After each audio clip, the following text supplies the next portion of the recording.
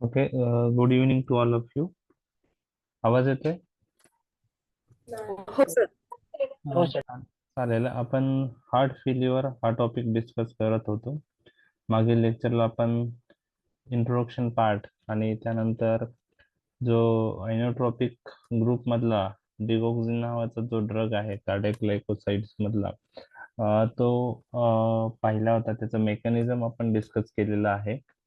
तर remaining part आज आपण आजच्या लेक्चरला डिस्कस करणार आहोत. तर डिगॉक्सिनचं जर मेकॅनिझम विषयी आपण डिस्कस करायचं झालं तर digoxin this is the drug which responsible for increase contraction of the heart.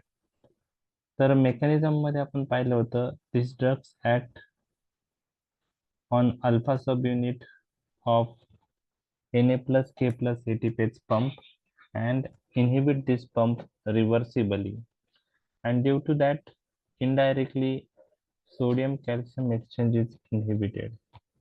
Sodium calcium exchange is inhibited, so that calcium is not uh, extruded outside during repolarization. That calcium of the present in cytoplasm, and this calcium then stored in the sarcoplasmic reticulum.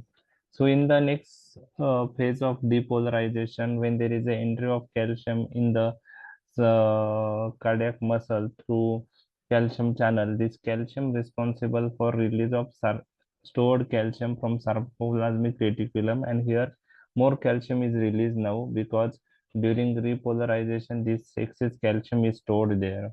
So this calcium then combines with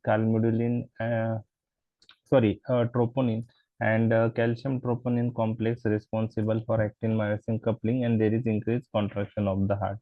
तर एका वाक्यात सांगायचं झालं तर digoxin Na plus के plus ATPase pump inhibit करून act होतो, and it inhibits this pump by binding with alpha subunit. It inhibits this Na plus K plus ATPase pump reversibly. हे सगळ्या गोष्टी तुम्हाला ऍटलिस्ट एवढ्या गोष्टी तरी माहित असल्या तरी more than sufficient, and by inhibiting this contraction of the heart is increased. So digoxin we use in decompensated heart failure to increase cardiac output. तर आता डिटेल मध्ये आपण फार्मेकोलॉजिकल ऍक्शन जे आहे डिगॉक्सिनच्या ते पाहणार आहोत. तर फार्मेकोलॉजिकल ऍक्शन मध्ये पहिल्या हार्टशी रिलेटेड ऍक्शन पाहणार आहोत आणि नंतर रिमेनिंग ऍक्शन्स आपण पाहणार आहोत. तर आता फार्मेकोलॉजिकल म्हणजे फार्मेकोडायनेमिक मध्ये मेकॅनिझम ऑफ ऍक्शन तर तुम्हाला समजलेली आहे. तर डिगॉक्सिनची मेकॅनिझम सगळ्यांना लक्षात आली का? समजली डिगॉक्सिनची मेकॅनिझम? मागील लेक्चरला आपण डिटेल डिस्कस केलं होतं. आवाज येतोय ना माझा? हो सर. ओके. मेकॅनिझम लक्षात आली मागच्या लेक्चरची? Yes sir. ओके, ठीक आहे. चालेल. आता फार्मेकोलॉजिकल इफेक्ट्स आपण पाहूया की डिगॉक्सिनमुळे काय काय इफेक्ट्स येऊ शकतात. त्यामध्ये फार महत्वाचा पॉइंट आहे तो इफेक्ट रिलेटेड विथ हार्ट. तर इफेक्ट रिलेटेड विथ हार्ट काय आहे ते आपण जाणून घेणार आहोत. तर दोन तीन गोष्टी याच्यातल्या माहीत पाहिजे. एक, it responsible for increase force of contraction. Okay. आणि फोर्स ऑफ कॉन्ट्रॅक्शन म्हणजे वाढतं म्हणजेच पॉझिटिव्ह आयनोट्रॉपिक ऍक्शन डिगॉक्सिनला आहे आणि त्यामुळे कार्डियक आउटपुट इन्क्रीज होतो. तर ही ऍक्शन मागील लेक्चरलाही आपण डिस्कस केलेली होती. ओके. तर ते तुम्हाला माहित पाहिजे. त्यानंतर दुसरी जी ऍक्शन आहे ती जी कार्डियक सायकल आहे. तर कार्डियक सायकल मध्ये सिस्टोल आणि डायस्टॉल हे दोन डायस्टॉल. तर कार्डियक सायकल मध्ये सिस्टोल एक पार्ट असतो आणि डायस्टॉलचा एक पार्ट असतो. तर सिस्टोलच्या वेळेस ब्लड हे हार्ट कडून पूर्ण बॉडीकडे जातं आणि डायस्टोलच्या वेळेस आयट्रियम मधून व्हेंट्रिकल मध्ये रक्त येतं, तर त्याला आपण डायस्टोलिक फेज म्हणतो. तर सिस्टोलिक फेज आणि डायस्टोलिक फेज. तर डिगॉक्सिन काय करतं की सिस्टोल शॉर्टन करतं आणि डायस्टॉल प्रोलॉंग करतो. आता डायस्टॉल प्रोलॉंग झाल्यामुळं काय होतं की it allows more rest to the heart. हार्टला थोडी रेस्ट भेटते. डायस्टोल वाढल्यामुळे. आणि आपण पाहिलेले की पूर्ण बॉडीला रक्त हे ड्युरिंग सिस्टोल जातं, परंतु हार्टच्या जे करोनरी ब्लड फ्लो होतो तो ड्युरिंग डायस्टॉल होतो. पण डायस्टॉल वाढल्यामुळं जो हार्टला करोनरी थ्रू रक्त पुरवठा होणार आहे तो पण इन्क्रीज होतो, कारण डायस्टोलचा फेज वाढलेला आहे, डायस्टोलचा पिरियड वाढलेला आहे. आणि डायस्टोलच्या वेळेस करोनरी सर्क्युलेशन हे होत असतं चांगलं. तर सिस्टोल शॉर्टन होतो, डायस्टोल प्रोलॉंग होतो, त्यामुळे हार्टला रेस्ट भेटते आणि त्याचप्रमाणे ब्लड फ्लो थ्रू करोनरीज इन्क्रीज होतो.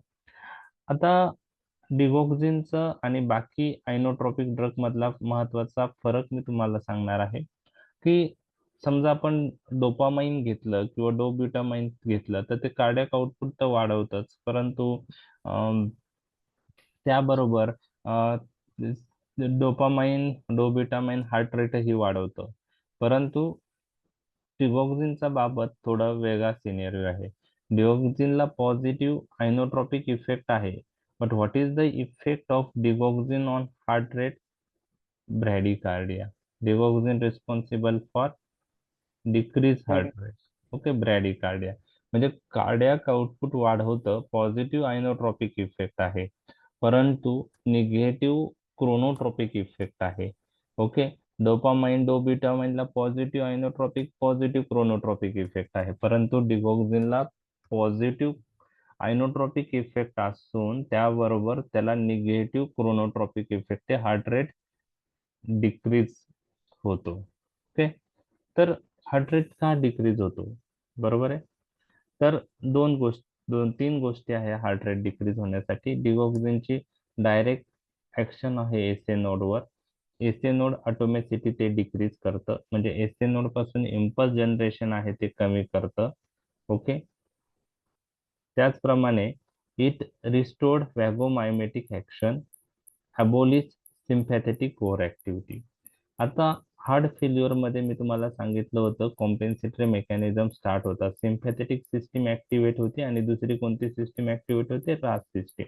आणि कार्डियाक आउटपुट रिस्टोअर होण्याचा प्रयत्न होतो. आता ह्या सिम्पॅथेटिक ओव्हर ऍक्टिव्हिटीमुळे हार्ट रेट वाढलेला असतो. त्याचप्रमाणे व्हॅगोमायमेटिक ऍक्शन जी आहे ती ॲबोलिश झालेली असते. व्हॅगोमायमेटिक म्हणजे पॅरासिम्पॅथेटिक ऍक्शन ही कमी झालेली असते हार्ट फेल्युअरवर. त्यानंतर जेव्हा आपण डिगॉक्झिन देतो तर कार्डियाक आउटपुट रिस्टोअर झाल्यावर ही व्हॅगोमायमेटिक ऍक्शन रिस्टोअर्ड होते. व्हॅगोमायमेटिक म्हणजे काय ते तुम्हाला मी सांगणार आहे. व्हॅगोमायमेटिक याचा अर्थ काय?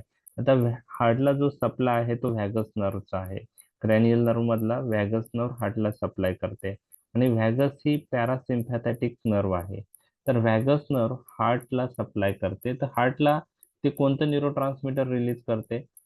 ऍसिटिल कोलिन, कारण व्हॅगस ही पॅरासिम्पॅथोमायमेटिक ड्रग आहे. ऍसिटिल कोलिनचा इफेक्ट काय आहे हार्टवर?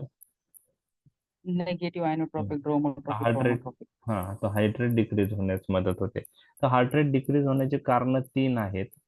एक, direct action of digoxin on SA node, automaticity is decrease.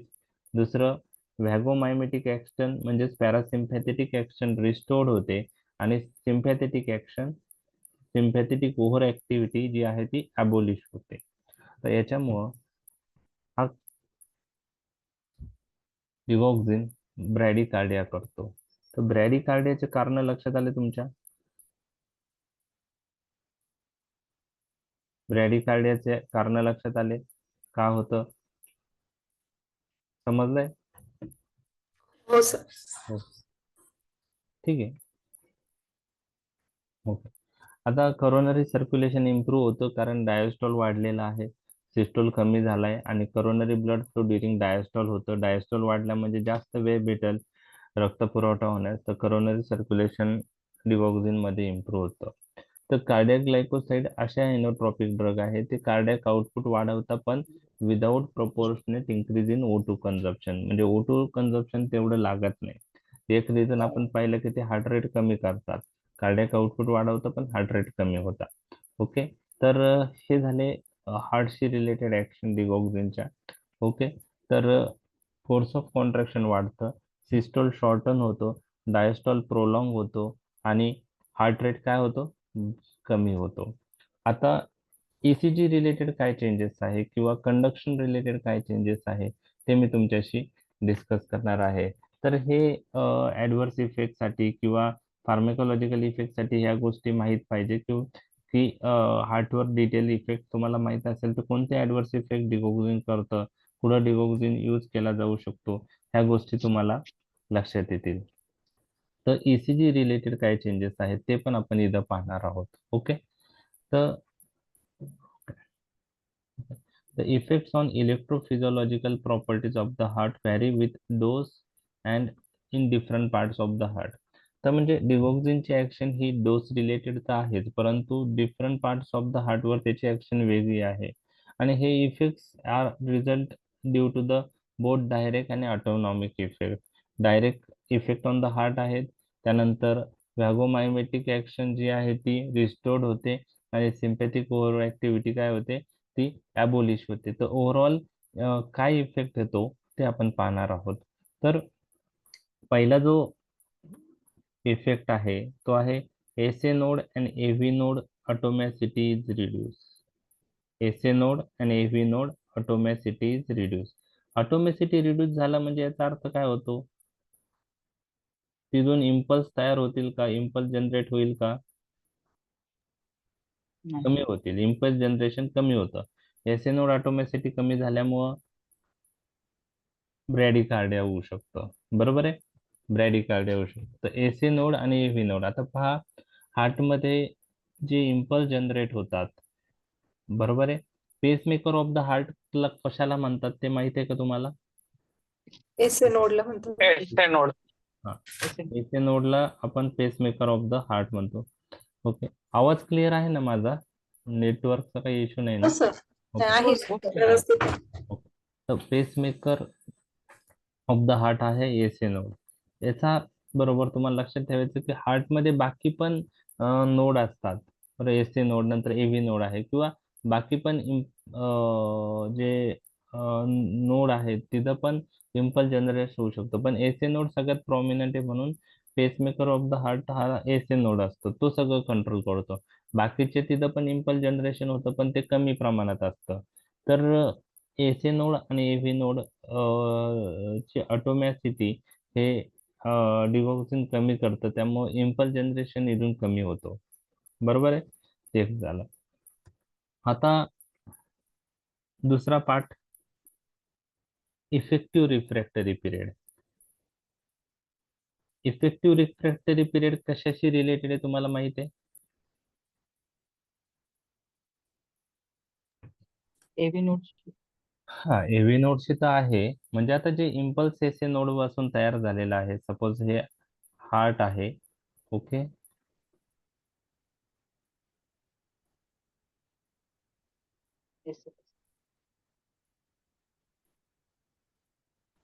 Okay, हे लेफ्ट ॲट्रियम, हे right atrium, right ventricle, left ventricle.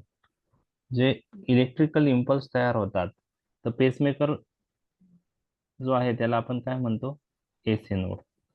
बरोबर, इथून इम्पल्स तयार होतात आणि हे इम्पल्स कुठे जातात, पूर्ण हार्टकडे जायला. मग हे जे इम्पल्स आहे एसी नोड पासून ॲट्रियाच्या फायबर्सकडे जातात. म्हणजे एका ॲट्रियल फायबर पासून दुसऱ्या ॲट्रियल फायबर, तिसऱ्या ॲट्रियल फायबर, सगळ्या ॲट्रियल फायबरकडे जातात. ओके, ठीक आहे. तर हे इम्पल्स ॲट्रियल फायबरकडे जातात. तसेच हे इम्पल्स व्हेंट्रिकलकडे पण जातात, पण कशा थ्रू जातात, ह्या इथं एक नोड असतो, एव्ही नोड. तर एसी नोड पासून एव्ही नोडकडे येतात. ओके. ओके, एव्ही नोड पासून हे सिग्नल्स ओके वेंट्रिकल मध्ये जातात. त्यासाठी बंडल ऑफ हीज आणि पर्किन्सन्स फायबर हे पाथवे आहे. तर इथं बंडल ऑफ हीज, त्याचं कंटिन्युएशन पर्किन्सन्स फायबरकडे होतं आणि पर्किन्सन्स फायबर पूर्ण व्हेंट्रिकलला इम्पल्स पाठवतात. तर लक्षात आलं तुमच्या, इम्पल्स जे जनरेट होतं ते कुठून होतात, एस नोड पासून. आणि हे इम्पल्स पूर्ण बॉडीमध्ये जातात. एका एट्रियल फायबर्स पासून दुसऱ्या एट्रियल फायबर पेशन एट्रिया मध्ये एकमेकांकडे ते इम्पल्स फायबर्स कडे जातात. म्हणजे ॲट्रियल जे मसल्स आहेत, तर एका मसल फायबर पासून दुसऱ्यापासून तिसरीकडं तर सगळीकडे स्प्रेड होतात. त्याचप्रमाणे ते इम्पल्स व्हेंट्रिकलकडे पण जातात, पण त्यासाठी त्यांना कशातून जावं लागतं? एव्ही नोड. एव्ही नोड, मग बंडल ऑफ हीस, आणि पुढं काय? पर्किंजेस फायबर. ओके. कशामधून जातात? पहिले एव्ही नोड, नंतर त्याच्या खाली काय येतं? Bundle of His. काय येतं? Bundle of His. बंडल आणि बंडल ऑफ हीजचं कंटिन्युएशन काय होतं? Purkinje fibre. Purkinje's fibre. आता हा सगळा फिजिओलॉजी पार्ट आहे. Okay. Purkinje's fibre.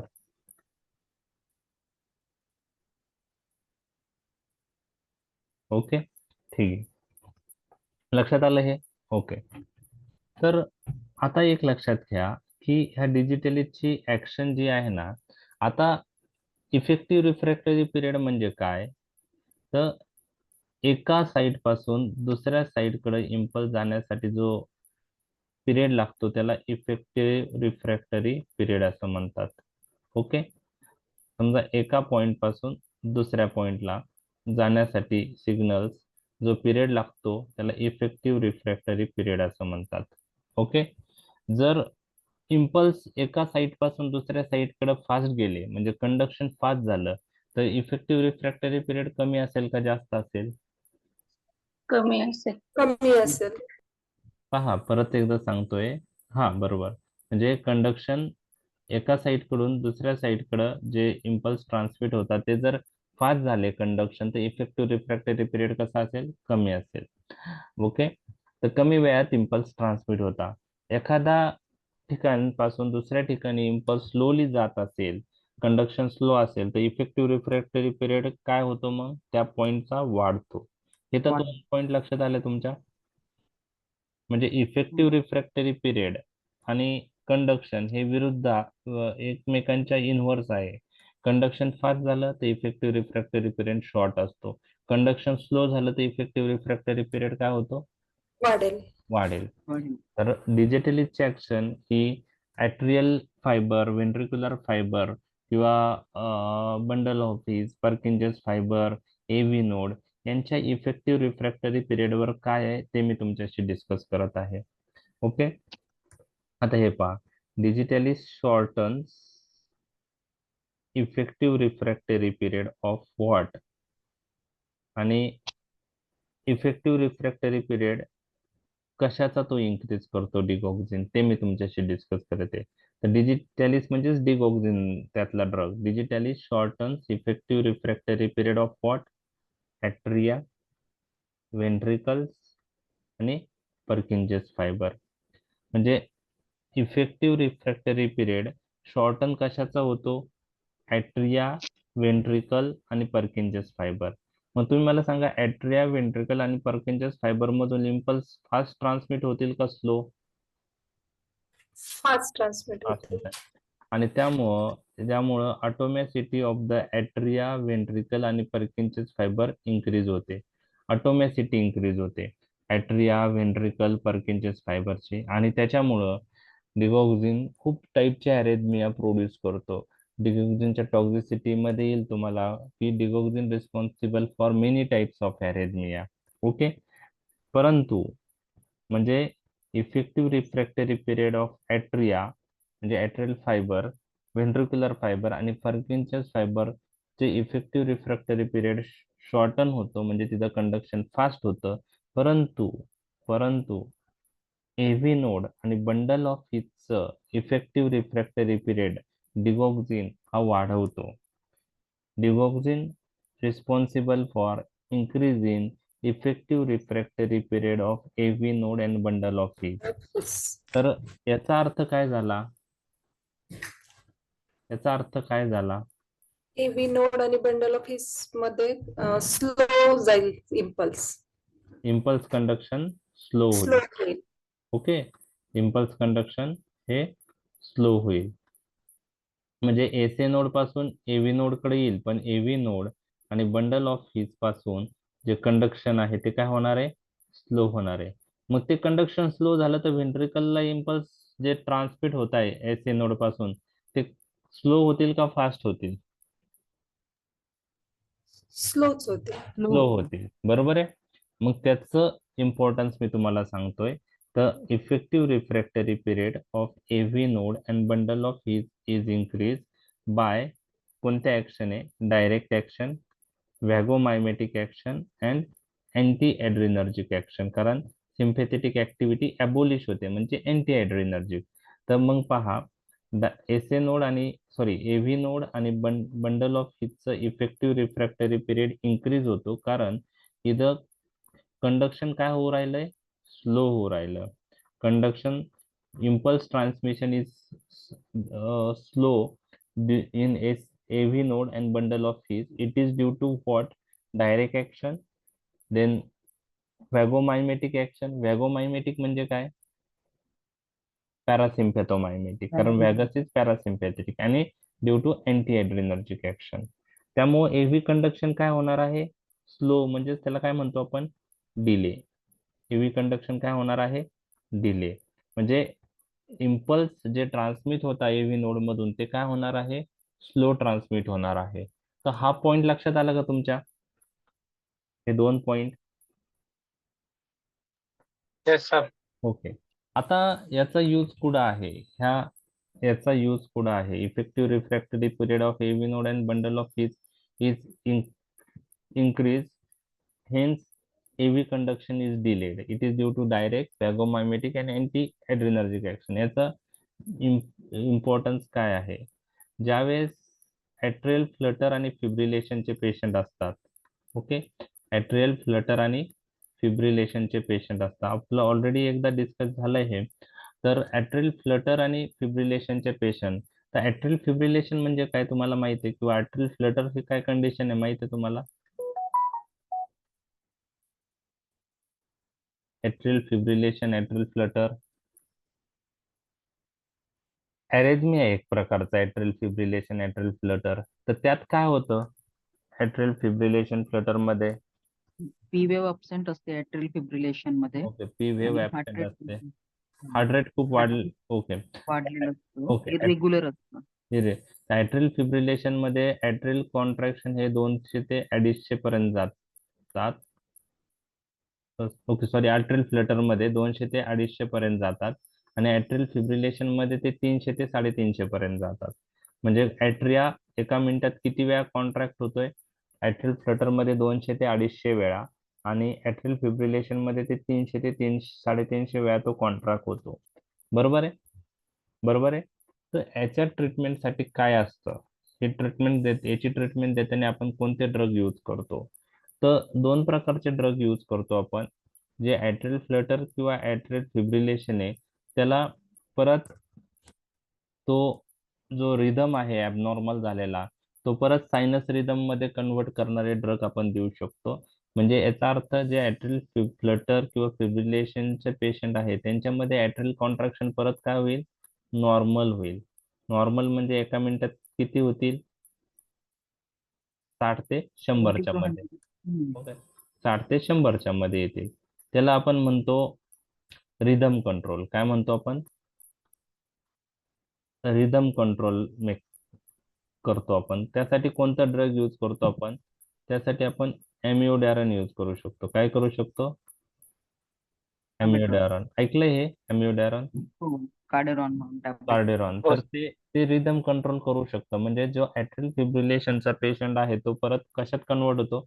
Sinus rhythm. मग परत तुम्ही जर ECG काढला तर जे ऍट्रियल कॉन्ट्रॅक्शन व्यवस्थित दिसेल तुम्हाला, पी वेव्ह येऊ शकते. त्यासाठी एमिओडॅरॉन नावाचा ड्रग आहे. परंतु काही वेळेस असं होतं की रिदम कंट्रोल पॉसिबल नसतं. बरोबर आहे? मग त्यामध्ये काय करतो आपण की आपण आपलं एम असतं की ऍट्रिया 200, 250, 300, 350 ने जरी कॉन्ट्रॅक्ट झाले तरी पण जे व्हेंट्रिक्युलर कॉन्ट्रॅक्शन आहे ते कंट्रोल करणं गरजेचं आहे. बरोबर आहे? जर व्हेंट्रिकल 200-300 ने कॉन्ट्रॅक्ट व्हायला लागले एका मिनिटात तर ते कॉन्ट्रॅक्शन पॉवरफुल असतील का? नाही. नाही. एका मिनिटात 200 वेळा कॉन्ट्रॅक्ट होतोय म्हणजे पटापटा कॉन्ट्रॅक्ट होणार. मग त्यामुळे व्हेंट्रिकल प्रॉपरली ब्लड हार्टला, बॉडीला पंप करू शकतील का? नाही. नाही. मग आपल्याला त्यासाठी काय करायचं असतं? दुसरी जी मेकॅनिझम आहे त्यात आपण किंवा दुसरं ट्रीटमेंट प्लॅन आहे त्यात आपण रेट कंट्रोल करतो. कोणता रेट कंट्रोल करतो? Ventricular rate. व्हेंट्रिक्युलर रेट म्हणजे आपण व्हेंट्रिकलला प्रोटेक्ट करतो. ऍट्रिया कॉन्ट्रॅक्ट होऊ द्या 200, 250, 300, 350. आपलं एम काय आहे? व्हेंट्रिकलला प्रोटेक्ट करायचं. मग त्यासाठी काय करावं लागतं की जे ऍट्रिया पासून येणारे इम्पल्स आहे ते कुठे नाही गेले पाहिजे? व्हेंट्रिकल पर्यंत गेले नाही पाहिजे. मग ते ते जे कंडक्शन होत आहे एव्ही नोड बंडल ऑफ हीज मधून ते काय झालं पाहिजे? कमी झालं पाहिजे का नाही? मग त्यासाठी एव्ही कंडक्शन कमी करणारे ड्रग आपण दिले पाहिजे. म्हणजेच इफेक्टिव्ह रिफ्रॅक्टरी पिरियड एव्ही नोडचा वाढवणारे ड्रग दिले पाहिजे. आणि डिगॉक्झिन हा त्यातला एक ड्रग आहे जो effective refractory period of AV node वाढवतो, म्हणजेच कंडक्शन डिले करतो. ते दिल्यामुळं डिगॉक्झिन काय काय काय प्रोटेक्ट करेल? कशाला प्रोटेक्ट करेल? व्हेंट्रिकल. म्हणजे ECG वर तुम्ही पाहिलं तर ऍट्रियल फ्लटर फिब्रिलेशन दिसतंय, परंतु आपण काय करतोय याच्यात? कसला रेट कंट्रोल करतोय? Ventricular rate. व्हेंट्रिक्युलर रेट आपण जितका कंट्रोल मध्ये ठेवू तेवढं चांगलं आहे. तर याला रेट कंट्रोल मेकॅनिझम म्हणतात. तर डिगॉक्झिन आता आपण ऍट्रियल फिब्रिलेशन किंवा फ्लटर मध्ये यूज करतो आणि त्याचं एम काय आहे? To control what? काय control? Ventricular rate. Ventricular rate. Ventricles. आणि कसं इफेक्टिव्ह आहे ऍट्रियल फिब्रिलेशन आणि फ्लटर मध्ये डिगॉक्झिन? तुम्हाला जर विचारलं 2 मार्कला, how digoxin is effective in atrial fibrillation and flutter? Heart rate control करतो ते. व्हेंट्रिक्युलर रेट कंट्रोल करतो. कसा? Vagomimetic action. Yes, vagomimetic anti adrenergic direct action. पण त्या ऍक्शन मुळे काय होणार आहे? व्हेंट्रिक्युलर रेट कसा कंट्रोल होणार आहे? EV conduction delay ERP वाढेल. ERP वाढवेल. ERP ऑफ हेवी नोड और बंडल ऑफ हीज इन्क्रीज होतं, म्हणजेच हेवी कंडक्शन काय होईल? डिले होईल. Delay होईल. म्हणजे ऍट्रिया पासून जे इम्पल्स येत आहेत, ऍट्रियाचे जरी एका मिनिटात 300 वेळा कॉन्ट्रॅक्ट होतोय, तेवढे इम्पल्स जनरेट होत आहे, तेवढे इम्पल्स व्हेंट्रिकलकडे पाठवले नाही जात, ते मध्येच ब्लॉक होता. ते कशामुळे होता? हेवी कंडक्शन डिले झाल्यामुळं, म्हणजेच इफेक्टिव्ह रिफ्रॅक्टरी पिरियड हेवी नोडचा वाढल्यामुळे. मग तिथं डिगॉक्झिन आपण यूज करू शकतो. अजून कोणती यूज करू शकतो हेवी कंडक्शन डिले करायला आपण? डिगॉक्झिन समजा कॉन्ट्रा इंडिकेटेड आहे, अजून काय यूज करू शकतो इथं?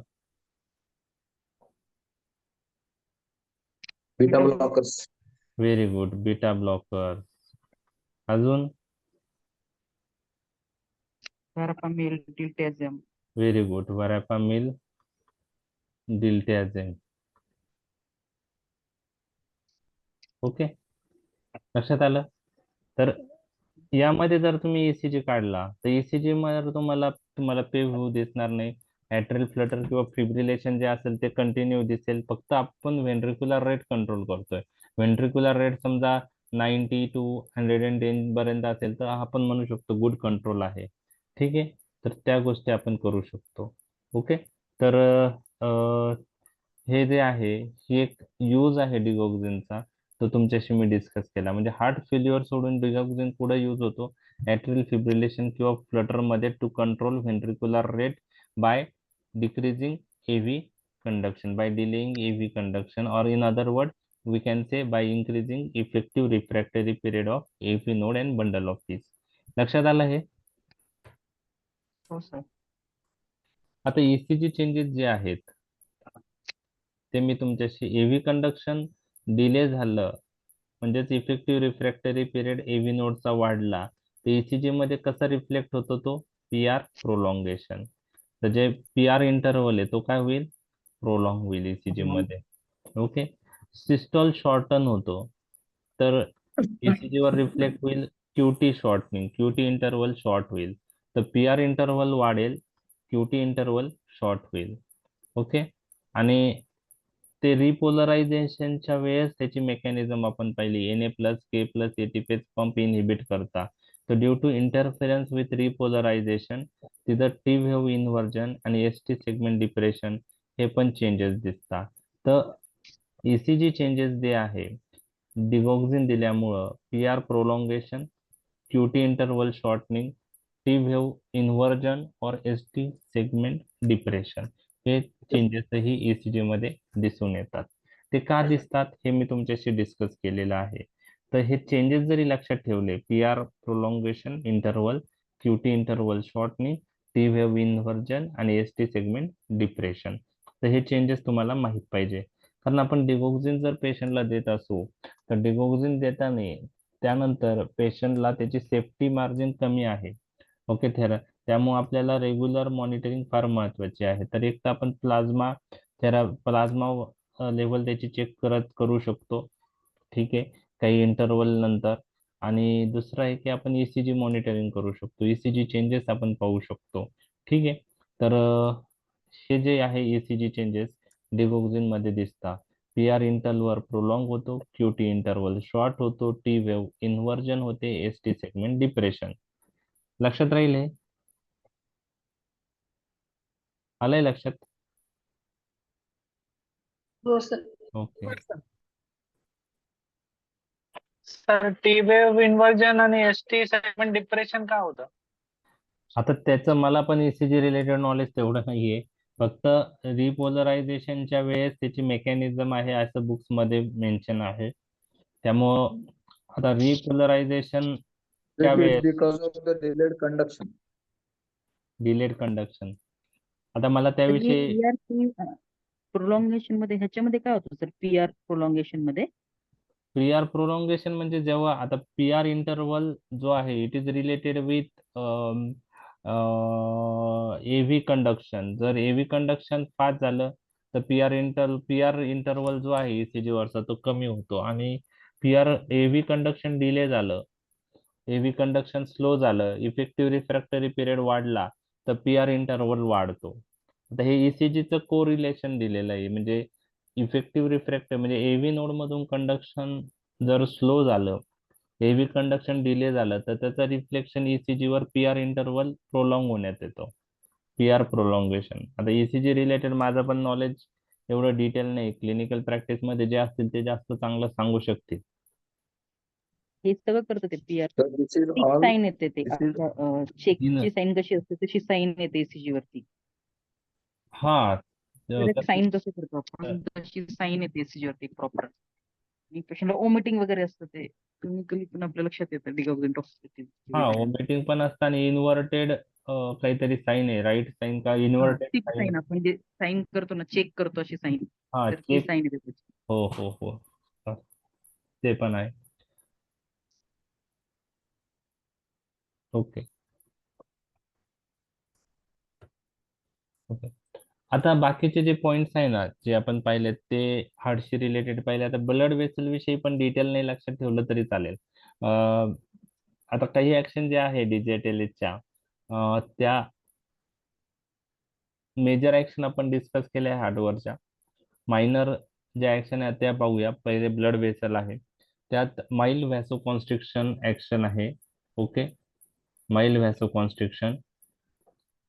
Peripheral resistance is increase in normal individual. Normal individual मध्ये पेरिफेरल रेजिस्टन्स वाढतो, परंतु in CHF patient this is more than compensated by indirect effect of improvement in the circulation. Cardiac output वाढल्यामुळे तो कॉम्पेन्सेट होतो.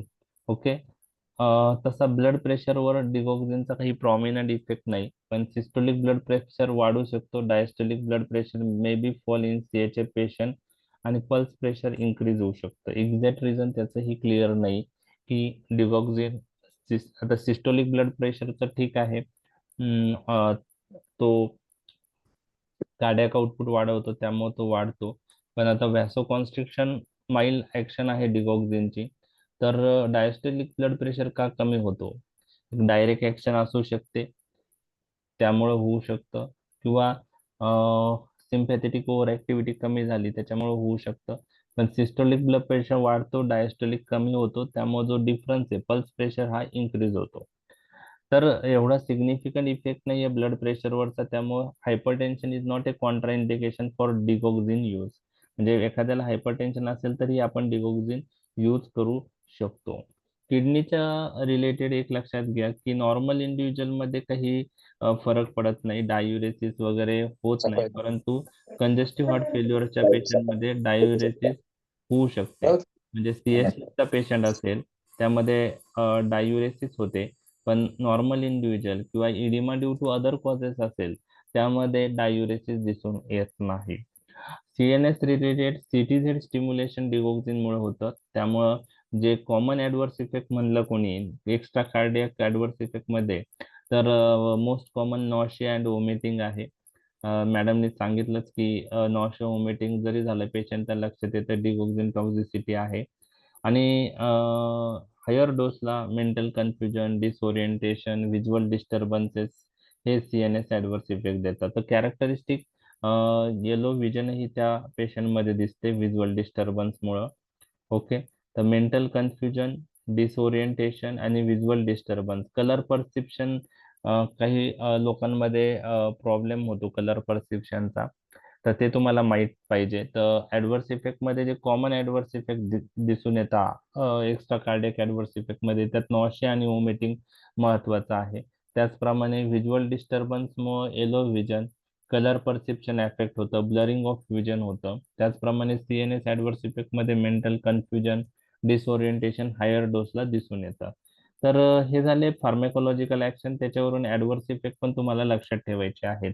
आता फार्मेकोकायनेटिक एक्झाम पॉइंट ऑफ व्ह्यू महत्वाचं नाही, कोणी तुम्हाला एक्झाम मध्ये विचारणार नाही फार्मेकोकायनेटिक. फक्त महत्वाचे पॉइंट त्यातले आपण डिस्कस करूया. बाकी त्यातले clinical practice point of view काय महत्वाचं आहे किंवा MCQ साठी काय महत्वाचं आहे ते पाहूया. तर डिगॉक्सिन ओरल ऍब्सॉर्प्शन गुड आहे, पण food delays the absorption of digoxin. आता याच्यामध्ये डिजिटॉक्सिन क्लिनिकल प्रॅक्टिस मध्ये यूज करत नाही, आपण डिगॉक्सिनच यूज करतो. सॉरी, बायोअबिलिटी 60 to 80% आहे. परंतु एक महत्वाचा point clinical practice point of view मी तुमच्याशी डिस्कस करतोय की bioavailability of digoxin tablet from different manufacture may differ. त्यामुळं एखाद्या पेशंटला जर आपण एखाद्या ब्रँडवर पेशंटला ठेवला असेल डिगॉक्सिन साठी आणि तो ड्रग आपण यूज करत असेल तर त्या ब्रँडच ड्रग पेशंटने घेतलं पाहिजे. जर दुसऱ्या कंपनीचं जर ड्रग पेशंटने घेतलं तर बायोअबिलिटी डिफरन्स येऊ शकतो. जर कंपनी चेंज केली, ब्रँड चेंज केला, तर बायोअबिलिटी त्या ड्रगची कमी पण होऊ शकते किंवा जास्त पण येऊ शकते. म्हणजे इफेक्ट कमी होऊ शकतो किंवा टॉक्सिक इफेक्ट पण येऊ शकतो. म्हणून एखादा पेशंट समजा पर्टिक्युलर कंपनी च डिगॉक्सिन प्रिपरेशन वर सेटल आहे आणि डोस पण आपल्याला लक्षात आलाय आणि त्या डोस त्या ब्रँडवरच आपण त्याला कंटिन्यू केला पाहिजे. ब्रँड चेंज झाला तर बायोअबिलिटी चेंज होऊ शकते. तर हा महत्वाचा point clinical practice point of view तुम्हाला लक्षात ठेवायचा आहे. ओके, आता हा जो पॉइंट आहे नेक्स्ट, हा नाही लक्षात ठेवला तरी चालेल. ओके, काही 10% लोकांमध्ये एक बॅक्टेरिया आपल्या इंटेस्टाईन मध्ये असतो, एंट्रिक सिस्टीम मध्ये असतो. त्याचं नाव आहे युबॅक्टेरियम लेंटम. युबॅक्टेरियम लेंटम, आणि तो काय करतो, डिगॉक्सिनला इनॅक्टिव्हेट करतो. आणि तो जर प्रेझेंट असेल तर त्यामुळं डिगॉक्सिनचं कन्व्हर्जन इनॅक्टिव्ह फॉर्म मध्ये होऊ शकतो आणि त्याला टॉलरन्स डेव्हलप होऊ शकतो. तर काही पेशंटमध्ये डिगॉक्सिनला तो टॉलरन्स दिसून येतो. तर हा टॉलरन्स डेव्हलप होण्याचं कारण जे आहे की काही जन लोकांमध्ये एक एंट्रिक बॅक्टेरियम जो युबॅक्टेरियम लेंटम प्रेझेंट असतो, तो डिगॉक्सिनला इनॅक्टिव्हेट करतो आणि त्याच्यामुळे टॉलरन्स डेव्हलप होऊ शकतो. त्या पेशंटला डिगॉक्सिनचा जास्त डोस लागू शकतो. दुसरं एक clinical practice point of view लक्षात ठेवायचं आहे की व्हॉल्यूम ऑफ डिस्ट्रीब्युशन डिगॉक्सिनचं हे लार्ज आहे. व्हॉल्यूम ऑफ डिस्ट्रीब्युशन हे डिगॉक्सिनचं लार्ज आहे आणि डिगॉक्सिन कुठं कॉन्सन्ट्रेट होतो, स्केलेटल मसल मध्ये. तर याचं क्लिनिकल इम्पॉर्टन्स काय आहे, ज्यावेळेस डिगॉक्सिन टॉक्झिसिटी होती तर डिगॉक्सिन टॉक्झिसिटी मध्ये हिमोडायलिसिस जे आहे, ओके, तर ते इफेक्टिव्ह राहत नाही. कारण हेमोडायलिसिस साठी आपण जनरल फार्मॅकमध्ये दोन गोष्टी पाहिलेल्या आहे की ज्या ड्रगचं व्हॉल्यूम ऑफ डिस्ट्रीब्युशन कमी आहे अशाच ड्रग्ससाठी ड्रगच्या पॉइझनिंग मध्ये हेमोडायलिसिस उपयुक्त ठरतं. आणि व्हॉल्यूम ऑफ डिस्ट्रीब्युशन कमी तर पाहिजेच, परंतु त्याबरोबर त्या ड्रगची प्लाझ्मा प्रोटीन बाइंडिंग ही कमी पाहिजे. अशाच ड्रग्ससाठी आपण हिमोडायलिसिस प्रोसेस वापरू शकतो. ज्या ड्रगचं व्हॉल्यूम ऑफ डिस्ट्रीब्युशन जास्त आहे, ज्या ड्रगचं प्लाझ्मा प्रोटीन बाइंडिंग जास्त आहे, अशा ड्रग हेमोडायलिसिस प्रोसेसने रिमूव्ह करणं डिफिकल्ट आहे. त्यामुळे डिगॉक्झिन पॉइझनिंग मध्ये हेमोडायलिसिसला काही स्थान नाही. लक्षात आला हा पॉइंट? हो सर. ओके. त्यानंतरचं नेक्स्ट, प्लाझ्मा हाफ लाईफ त्याची 24 ते 48 तास आहे. एक्सक्रीशन पहा, digoxin is primarily excreted through kidney, but digoxin is excreted how digoxin is excreted it is Unchanged form. unchanged म्हणजे it does not undergo metabolism, it is excreted unchanged by the kidney by which process glomerular filtration. तर एक लक्षात ठेवा, त्यामुळे डिगॉक्झिन कोणत्या patient मध्ये contraindicated आहे? Renal फेल्युअरचा patient असेल त्यात डिगॉक्झिन कॉन्ट्राइंडिकेटेड आहे असं म्हणू शकतो, कारण त्याचं मेटाबॉलिझम नाही होत इनॅक्टिव्ह मेटाबोलाइट मध्ये लिव्हर मध्ये, त्यामुळे तो डिगॉक्झिन तसंच राहिलं, त्याची ऍक्शन वाढेल अक्युमुलेट झाल्यावर. त्यामुळं रिनल फेल्युअरचा पेशंट असेल तर डिगॉक्झिन इज कॉन्ट्राइंडिकेटेड. बट एखाद्याचं लिव्हर प्रॉब्लेम असेल, लिव्हर फेल्युअर असेल, अशा पेशंट मध्ये डिगॉक्झिन यूज करू शकतो का आपण? करू Yes. शकतो, कारण त्याला मेटाबॉलिझमचे it is excreted unchange through kidney. Kidney function चांगला असेल तर डिगॉक्झिन इलिमिनेट होईल. बरोबर आहे? ठीक आहे, ओके. तर हे डिगॉक्झिनचे काही importance point clinical point of view आपण डिस्कस केले. ओके. बायोबिलिटी डिफरंट मॅन्युफॅक्चरिंग कंपनीची डिफरंट असते. व्हॉल्यूम ऑफ डिस्ट्रीब्युशन जास्त असल्यामुळे हिमोडायलिसिस प्रोसेस पॉइझनिंग मध्ये उपयुक्त नाहीये. त्यानंतर रिनल फेल्युअर पेशंट मध्ये डिगॉक्झिन आपण अवॉइड केला पाहिजे. Liver failure is not a contraindication for digoxin use. Okay. Next. आता how digoxin is used, we can use by oral or IV route. Oral route is commonly used. आता therapeutic concentration जे आहे, जिथं फार्मॅकोलॉजिकल effect चांगले येऊ शकतात, तर डिगॉक्झिन जे आहे त्याचं प्लाझ्मा कॉन्सन्ट्रेशन जर 0.5 to 1.4 नॅनोग्रॅम पर ml असेल तर थेरप्युटिक इफेक्ट येतो. परंतु 1.4 पेक्षा जास्त झालं कॉन्सन्ट्रेशन तर काय होऊ शकतं? टॉक्झिसिटी होऊ शकते. बरोबर आहे? तर आपण काय करायचं की ते कॉन्सन्ट्रेशन डिगॉक्झिनचं प्लाझ्मा कॉन्सन्ट्रेशन हे थेरप्युटिक रेंज मध्येच आहे राहील याची काळजी घ्यायची. तर आपलं टार्गेट कॉन्सन्ट्रेशन जे आहे, एखाद्या पेशंटला डिगॉक्झिन चालू केलं, बरोबर आहे, ओके, तर आपलं एम असं पाहिजे की डिगॉक्झिनची ब्लड मधली लेवल ही 1 नॅनोग्रॅम पर ml पेक्षा कमी राहील, म्हणजे थेरप्युटिक इफेक्ट राहील. कारण जर कॉन्सन्ट्रेशन जास्त झालं तर साईड इफेक्ट येतात, आणि जर 2च्या पुढे गेलं तर it is consider as toxic concentration. Okay. तर डिगॉक्झिन हा ड्रग देताना आपल्याला थेरप्युटिक ड्रग मॉनिटरिंगची गरज असते.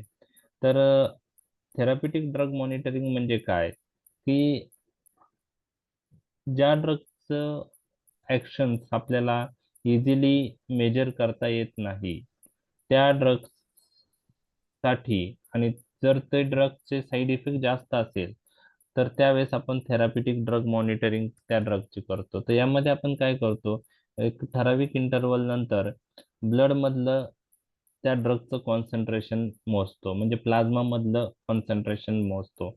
ते जर कॉन्सन्ट्रेशन थेरप्युटिक रेंज मध्ये असेल तर आपण तोच डोस कंटिन्यू करतो. जर थेरप्युटिक रेंज पेक्षा जास्त कॉन्सन्ट्रेशन ब्लड मध्ये दिसून आलं तर डोस कमी करतो. जर थेरप्युटिक रेंज पेक्षा कमी कॉन्सन्ट्रेशन दिसून आलं तर आपण डोस वाढवतो. तर adjustment of a dose by measuring plasma concentration is this concept is known as therapeutic drug monitoring. तर थेरप्युटिक ड्रग मॉनिटरिंग हे सगळ्यांसाठी गरज नाहीये. ज्यांचे रिस्पॉन्स आपण इझिली मेजर नाही करू शकत अशा ड्रग साठी आहे. समजा आपल्याला आता वारफेरिनची ऍक्शन मेजर करायची असेल तर त्यासाठी INR आपण मेजर करू शकतो. त्यासाठी त्याचं प्लाझ्मा कॉन्सन्ट्रेशन मेजर करायची गरज नाही. समजा अँटी हायपरटेन्सिव्ह ड्रग आहे, ब्लड प्रेशर चेक करून आपण त्यांचा रिस्पॉन्स चेक करू शकतो. ओरल हायपोग्लायसेमिक ड्रग आहेत, आपण त्यांचं ब्लड शुगर चेक करून त्याचा इफेक्ट पाहू शकतो, पण त्यांचा इफेक्ट आपण पाहू शकत नाही. त्यासाठी अशा ड्रगसाठी थेराप्युटिक ड्रग मॉनिटरिंग हा कन्सेप्ट महत्वाचा आहे. तर एक डिगोक्सिन आहे, अजून एक ड्रग तुमच्याशी डिस्कस करतोय लिथियम. ओके, लिथियम साठी पण आपण थेराप्युटिक ड्रग मॉनिटरिंग करतो. तर जनरल फार्मॅकमध्ये आपण पाहिलेले डिटेलमध्ये थेराप्युटिक ड्रग मॉनिटरिंग. तर डिगोक्सिनचा डोस जो आहे 0.25 to 0.5 मिलीग्रॅम टॅबलेट आहे, फार कमी डोस आहे. Okay, 0.25 to 0.5. ओके, लक्षात आलं? हो सर. आतापर्यंत पाठ समजलाय? हो सर. हो सर. आता ऍडव्हर्स इफेक्ट. तर ऍडव्हर्स इफेक्ट पण डिगोक्सिनचे लक्षात ठेवण्यासाठी तुम्हाला एक्स्ट्रा कार्डियक इफेक्ट आणि कार्डियक इफेक्ट असे दोन ग्रुप लक्षात ठेवायचे आहे, आणि त्याची ट्रीटमेंट काय ते पण आपण पाहणार आहोत. ओके, तर adverse effect of digoxin divided into two groups, cardiac आणि extra cardiac. So it has low safety margin. Therapeutic index is 1.5 to 3. Therapeutic index त्याचा किती आहे? 1.5 to 3. थेरापेटिक इंडेक्स आपण जनरल फार्मॅक मध्ये पाहिलेले आहे. It therapeutic index denote the safety of the drug. हा MCQ आहे. If therapeutic index is high, drug is safe. If Safe. Therapeutic index is low, drug is not safe. Safe. Okay, ठीक आहे. तर for example बेन्झोडायझेपाईन्स, okay, लोराझेपाम, मार्प्राझोलाम, मिडाझोलाम ते drug आहे.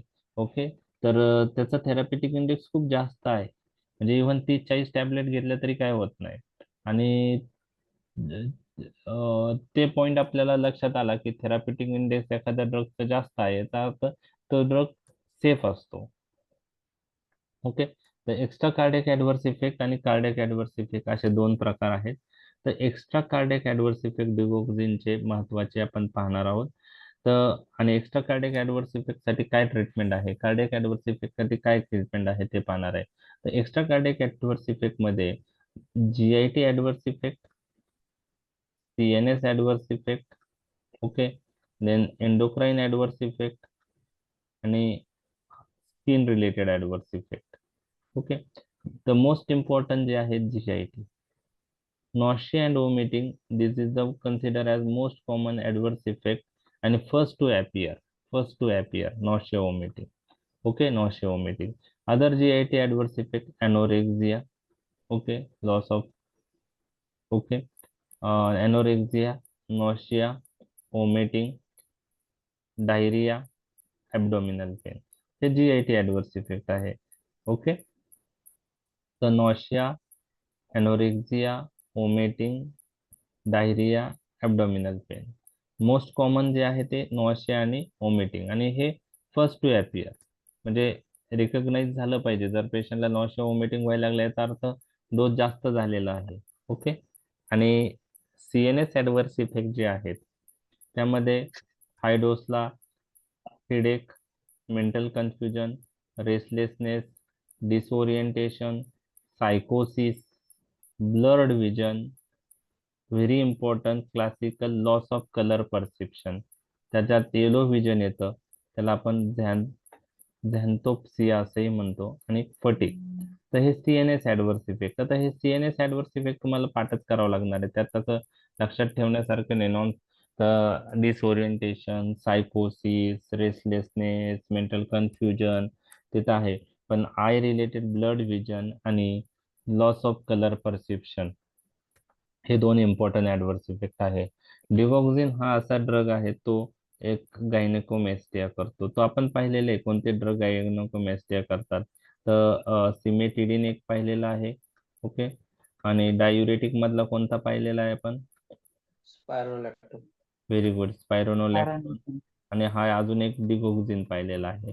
तर MC 2 मार्कला आलं, which drug produce gynaecomastia adverse effect. तर cimetidine, spironolactone, gynaecomastia. Skin rash seen in some patient. तर हे एक्स्ट्रा कार्डियक इफेक्ट झाले, म्हणजे कार्डियक सोडून बाकी सिस्टीमचे ऍडव्हर्स इफेक्ट आपण पाहिलेले आहे. आता मॅनेजमेंट काय आहे एक्स्ट्रा कार्डियक ऍडव्हर्स इफेक्टची? तर मॅनेजमेंट अशी आहे की dose reduction is the only thing required in extra cardiac adverse effect. जो डोस देतो आहोत तो कमी करा, दॅट्स इट. आपल्याला बाकी गोष्टी करायची गरज नाही पडणार. पण कार्डियक ऍडव्हर्स इफेक्ट साठी आपल्याला ट्रीटमेंट त्या कार्डियक ऍडव्हर्स इफेक्ट नुसार देणं गरजेचं आहे. तर आता आपण कार्डियक ऍडव्हर्स कडे वळूया. कार्डियक ऍडव्हर्स इफेक्ट कोणते आहेत?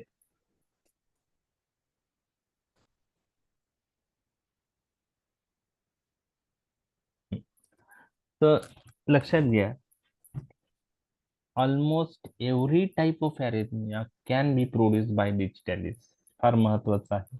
Almost every type of arrhythmia can produce by digitalis. मग कोणते आहे?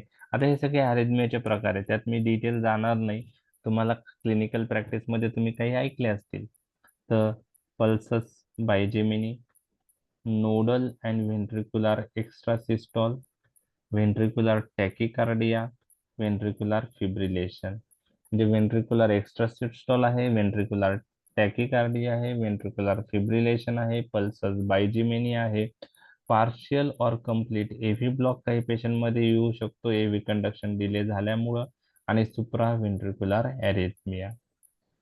हे अरेथमिया डिगोक्सिनमुळं दिसू शकतं. पल्सस बायजेमिनी, नोडल और ventricular extrasystole, ventricular tachycardia, ventricular fibrillation, partial or complete AV block, supraventricular arrhythmia. यामध्ये मोस्ट कॉमन अरेथमिया जो दिसून येतो तो ventricular बायजेमिनी, ventricular बायजेमिनी. ओके. आता हा मोस्ट कॉमन आहे. मोस्ट स्पेसिफिक म्हणजे क्लासिकल एव्ही अरेथमिया जो डिगॉक्सिन मुळे आहे, म्हणजे तो स्पेसिफिक डिगॉक्सिन मुळे कॅरेक्टरिस्टिक दिसून येतो, तो कोणता आहे?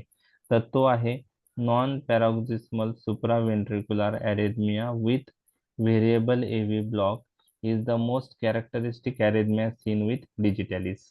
आता हे पॉईंट नाही लक्षात ठेवले तरी चालेल, हे एमबीबीएस साठी आम्ही एंट्रन्स पॉइंट ऑफ व्ह्यू सांगतो. ओके, तुम्हाला इतका पार्ट सफिशियंट आहे. ओके, जो पहिले 2 पॉइंट. नेक्स्ट जे आहेत ते just knowledge point of view. Most common arrhythmia ventricular bigeminy, most characteristic arrhythmia non paroxysmal ventricular supraventricular arrhythmia with variable AV block. आणि last arrhythmia not seen in digitalis toxicity, atrial flutter आणि Mobitz type 2 heart block. आता हे काय आहे त्यातही मी detail जाणार नाही. मॉर्बिड्स type 2 heart block. Okay, तर एवढंच लक्षात ठेवा की वेगवेगळ्या प्रकारचे अरेथमिया हे डिगोक्सिनच्या यूज मुळे होतो. कोणते होतात तेवढं लक्षात ठेवा. पल्सस बायजेमिनी, नोडल और वेंट्रिकुलर टैकिकार्डिया, नोडल और ventricular extrasystole, ventricular tachycardia, ventricular fibrillation, supraventricular arrhythmia आणि पार्शियल और कंप्लीट एव्ही ब्लॉक्स. आणि आता मग त्याची ट्रीटमेंट पण आपण पाहणार आहोत की कशी ट्रीट केलं पाहिजे. तर पहिला जो आहे तो टॅकी अरेथमिया. टॅकी अरेथमियासाठी काय यूज केलं पाहिजे? ओके ओके तर टॅकीअरिथमियासाठी जे ट्रीटमेंट आहे, तर टॅकीअरिथमिया कधी होतो ते फार महत्वाचं आहे. म्हणजे टॅकीअरिथमिया क्रोनिक यूज डिगोक्सिनचा झाल्यामुळं झाला आहे की अॅक्यूट इंजेक्शन मुळे झाला आहे, तो पहिले रूट आउट करणं गरजेचं आहे. तो जर क्रोनिक यूज ऑफ डिजिटॅलिस मुळे झाला असेल, जनरली हा कधी होतो? ज्यावेळेस आपण डिगोक्सिन क्रोनिक यूज करतो, पर्टिक्युलरली अलॉंग विथ डायुरेटिक. कारण आपण पाहिलेलं आहे डायुरेटिकचे ड्रग आहेत, फिरोसिमाइड किंवा थायाझाइड, हे काय करतात? हायपोकॅलेमिया करतात. आणि हायपोकॅलेमिया केल्यामुळं डिगोक्सिनची टॉक्झिसिटी वाढते. बरोबर आहे. म्हणजे तो फॉस्फोरायलेटेड अल्फा सब युनिट फॉर्म जो आहे, तिथं डिगोक्सिन जास्त वेळ बाइंड राहतं आणि डिगोक्सिनची टॉक्सिसिटी वाढते. तर क्रोनिक यूज ऑफ डिगोक्सिन जो टॅकीअरिथमिया होता, हा जनरली त्या डिगोक्सिन बरोबर डायुरेटिक दिल्यामुळे दिसून येतो. मग अशासाठी आपण काय ट्रीटमेंट देतो तर आपण KCL सोल्युशन यूज करतो 20 मिलीमोल पर आवर ओरली और IV मॅक्झिमम 100 मिलीमोल. तर जे क्रोनिक यूज आहे डिगोक्सिनचा त्याच्यामुळे टॅकेरेथमिया झालेला असेल तर त्यामध्ये आपण KCL 20 millimole per hour use करतो, मॅक्झिमम 100 मिलीमोल यूज करतो, ओरली करू शकतो किंवा IV देऊ शकतो. ओके. तर पोटॅशियम दिल्याने काय होणार आहे मी तुम्हाला सांगितलंय की डिगोक्सिन हा Na+K+2Cl मायनस जे Na+K+ ATPase पंप जे आहे Na+K+ ATPase पंप तर त्याच्या कोणत्या सब युनिटला बाइंड होतो अल्फा सब युनिटला, आणि तो जर फॉस्फोरायलेटेड फॉर्म मध्ये असेल तर डिगोक्सिन चांगल्या प्रकारे बाइंड होतो. तर पोटॅशियम दिल्याने एक्स्ट्रा सेल्युलर पोटॅशियम लेवल वाढते आणि high extra cellular potassium responsible for dephosphorylation of alpha sub. तर डिफॉस्फोरायलेशन ऑफ Na+K+ ATPase होतं आणि त्यामुळं तिथं डिगोक्सिन जास्त वेळ बाइंड राहत नाही आणि डिगोक्सिन तिथून डिसोसिएट होतो आणि त्यामुळे डिगोक्सिनची ऍक्शन टर्मिनेट होते. तर टॅकीअरेथमियामध्ये आपण काय यूज करतो KCL. लक्षात आलं तुमच्या हे KCL यूज केल्याने काय होतं dephosphorylation of alpha sub unit of sodium potassium ATPase. आणि डिगोक्सिनच्या बाइंडिंगसाठी अल्फा सब युनिट कोणत्या फॉर्म मध्ये पाहिजे फॉस्फोरायलेटेड का डिफॉस्फोरायलेटेड. फॉस्फोरायलेटेड. हा Related. KCL दिल्याने ते डिसफॉस्फोरायलेटेड फॉर्म मध्ये तिथला फॉस्फर ग्रुप निघून जातो, मग डिफॉस्फोरायलेटेड अल्फा सब युनिटला डिगोक्सिन बाइंड होईल का नाही होणार. नाही, मग त्याची ऍक्शन टर्मिनेट होईल.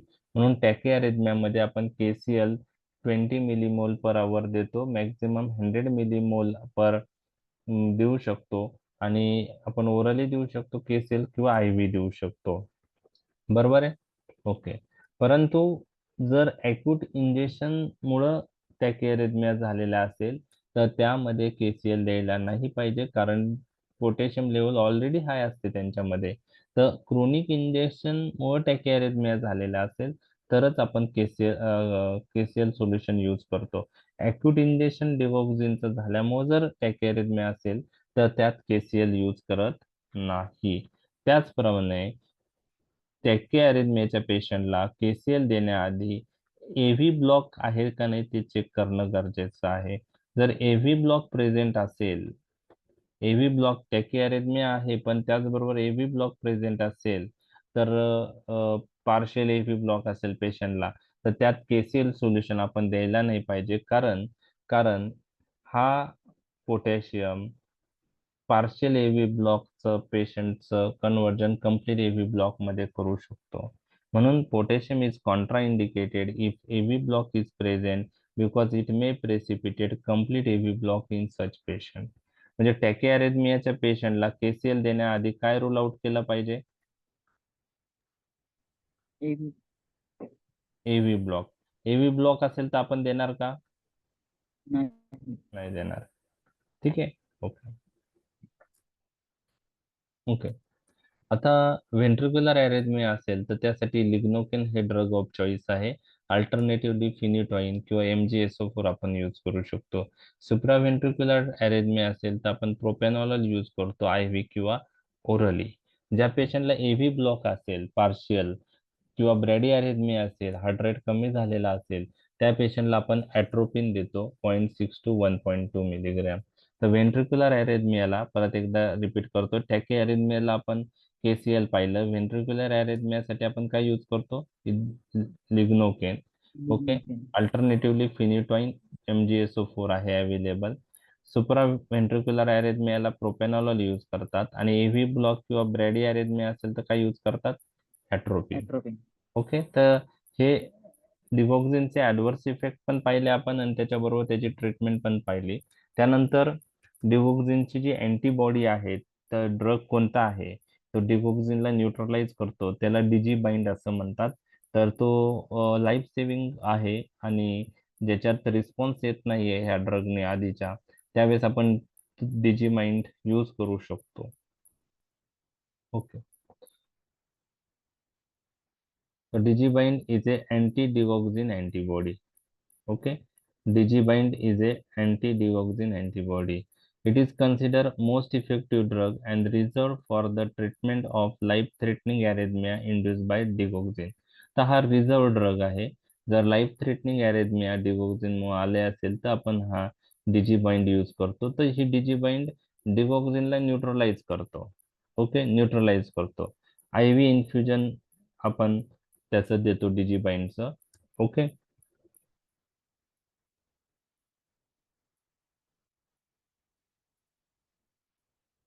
ओके. तर तुम्हाला DC शॉक माहिती आहे?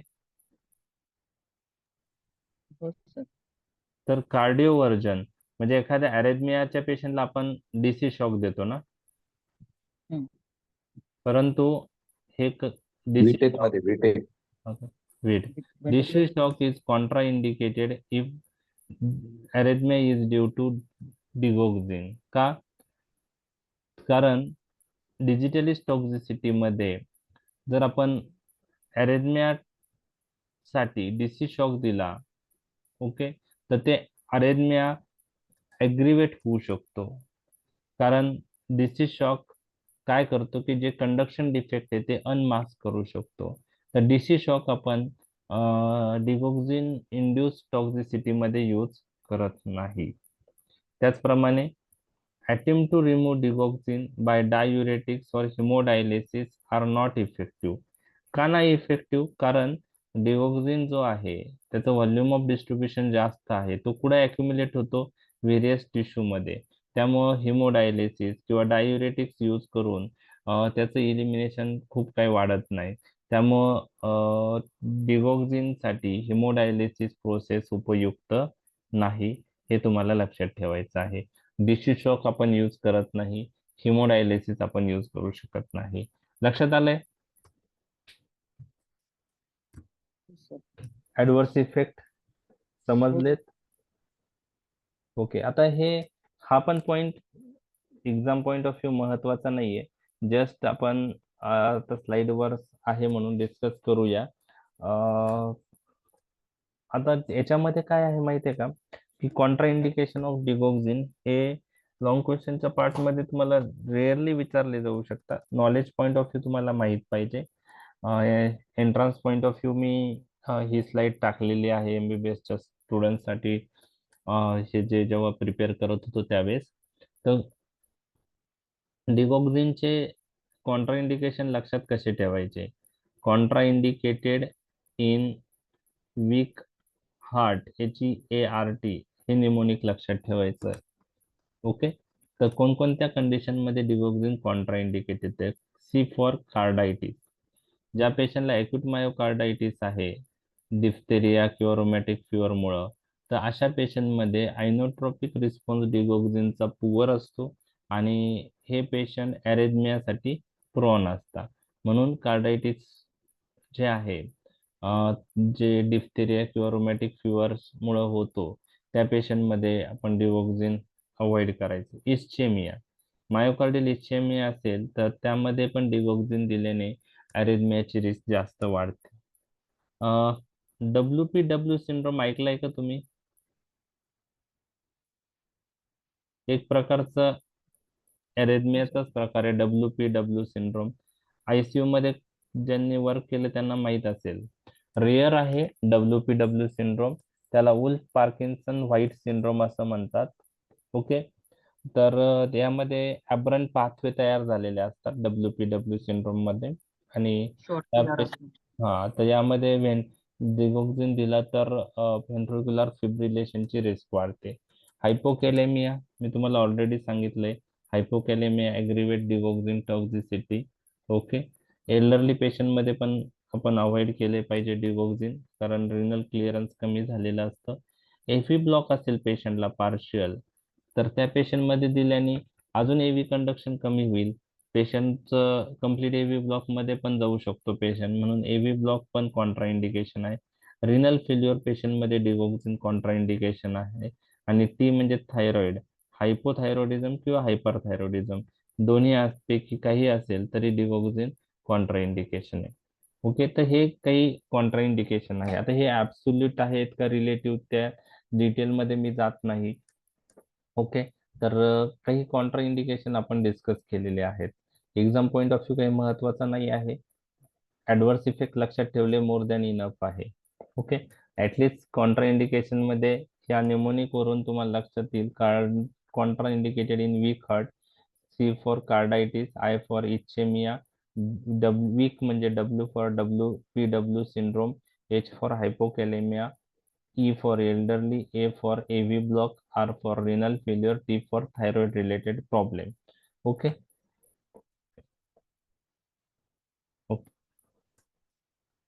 आता factor predisposing to digitalis toxicity, कोणत्या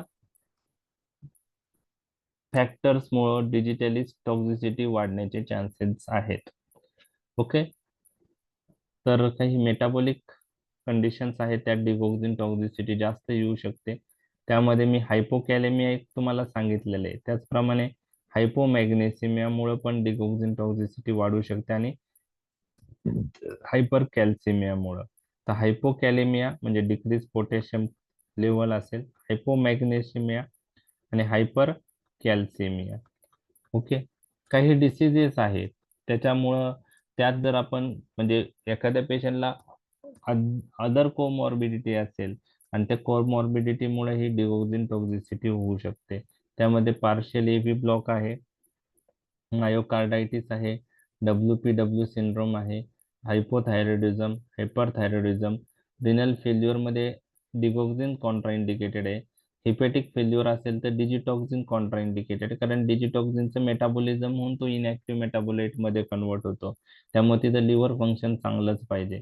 पण आपण हा डिजिटॉक्सिन आता यूज करत नाही, त्यामुळे हे नाही लक्षात ठेवलं तरी चालू शकतं. आणि ड्रग्स ज्यांच्याबरोबर डिगॉक्सिन जर यूज केला तर डिगॉक्सिनची टॉक्झिसिटी वाढू शकते. कोणते ड्रग डिगॉक्सिनची टॉक्झिसिटी ॲग्रिव्हेट करतात?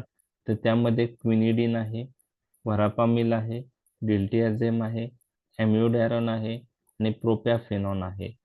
हे सगळे ड्रग कोणत्या ग्रुपचे आहेत? हे जनरली मध्ये यूज होणारे ड्रग आहेत. तर काही अँटी अरेथमिक ड्रग जर डिगॉक्सिन बरोबर दिले तर डिगॉक्सिनची टॉक्झिसिटी काय होते? वाढते. तर क्विनिडिन तुम्ही ऐकलंय, हो सर.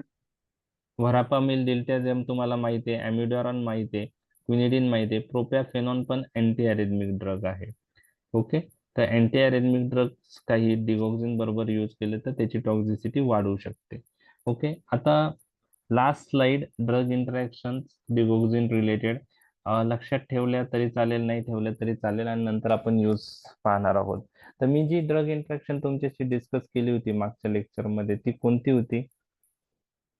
डायुरेटिक आणि डिगॉक्सिन. कोणते डायुरेटिक डिगॉक्सिनची टॉक्झिसिटी करू शकतात? Loop and थायझाइड. लूप आणि थायाझाइड डायुरेटिक. आणि कशामुळे होती ती? हायपोकॅलेमिया. hypokalem. हम्म. त्यामुळं हायपोकॅलेमिया आणि ती ट्रीट करायचं असेल तर आपल्याला काय करायला पाहिजे? पोटॅशियम सप्लिमेंट आणि स्पायरोनोलॅक्टोन ओके, पोटॅशियम सप्लिमेंट आणि स्पायरोनोलॅक्टोन पोटॅशियम स्पेरिंग डायुरेटिक देऊ शकतो. Very good. ओके, आता कॅल्शियम जर डिगॉक्सिन बरोबर दिला तर सिनर्जिस्टिक इफेक्ट येतो आणि टॉक्झिसिटी होऊ शकते. आता मी तुम्हाला सांगितलंय की काही अँटी अरेथमिक ड्रग, क्विनिडिन, व्हरापामिल, डिल्टॅझेम, प्रोपॅफेनॉन, एम्युडॅरॉन डिगॉक्सिनची टॉक्झिसिटी वाढवू शकतात. डिगॉक्सिनची टॉक्झिसिटी कशी वाढवतात? तर ते त्याचे इलिमिनेशन इंटरफिअर करतात आणि त्याच्यामुळे टॉक्झिसिटी वाढते. काय इंटरफिअर करतात? इलिमिनेशन. आणि त्याच्यामुळे प्लाझ्मा कॉन्सन्ट्रेशन वाढतं. तर तेवढंच पॉईंट लक्षात ठेवा, डिटेलमध्ये जाऊ नका. पी ग्लायकोप्रोटीन इफ्लक्स ट्रान्सपोर्टर हे ड्रग इनहिबिट करतात, त्याच्यामुळे डिगॉक्सिनचं इलिमिनेशन कमी होतं. तर थोडक्यात elimination of digoxin is interfere by this drug आणि त्याच्यामुळे डिगॉक्सिनचं प्लाझ्मा कॉन्सन्ट्रेशन वाढतं.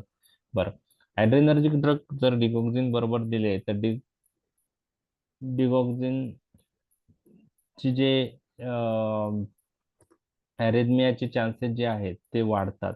ॲड्रेनर्जिक drug can induce arrhythmia in digitalis patient, both increase ectopic automaticity. Okay, जर आपण बीटा ब्लॉकर, व्हरापामिल, डिल्टॅझेम जर डिगॉक्सिनच्या बरोबर दिले तर काय होऊ शकतं? प्रोपॅनोलॉल, व्हरापामिल, दिल्तेझेम. ब्रॅडिकार्डिया करतात ते सगळे. ब्रॅडिकार्डिया हार्ट ब्लॉक्स.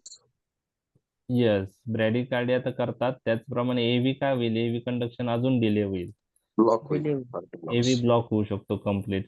म्हणून व्हरापामिल, दिल्तेझेम आणि प्रोपॅनोलॉल आपण बीटा ब्लॉकर आणि हे व्हरापामिल, दिल्तेझेम एकत्र द्यायला नाही पाहिजे. आपण पाहिलंय याच्यामध्ये अंजायनामध्ये. तसंच डिगोक्सिन बरोबर हे ड्रग दिले तर जे एव्ही कंडक्शन जे होईल ते अजून डिले होईल.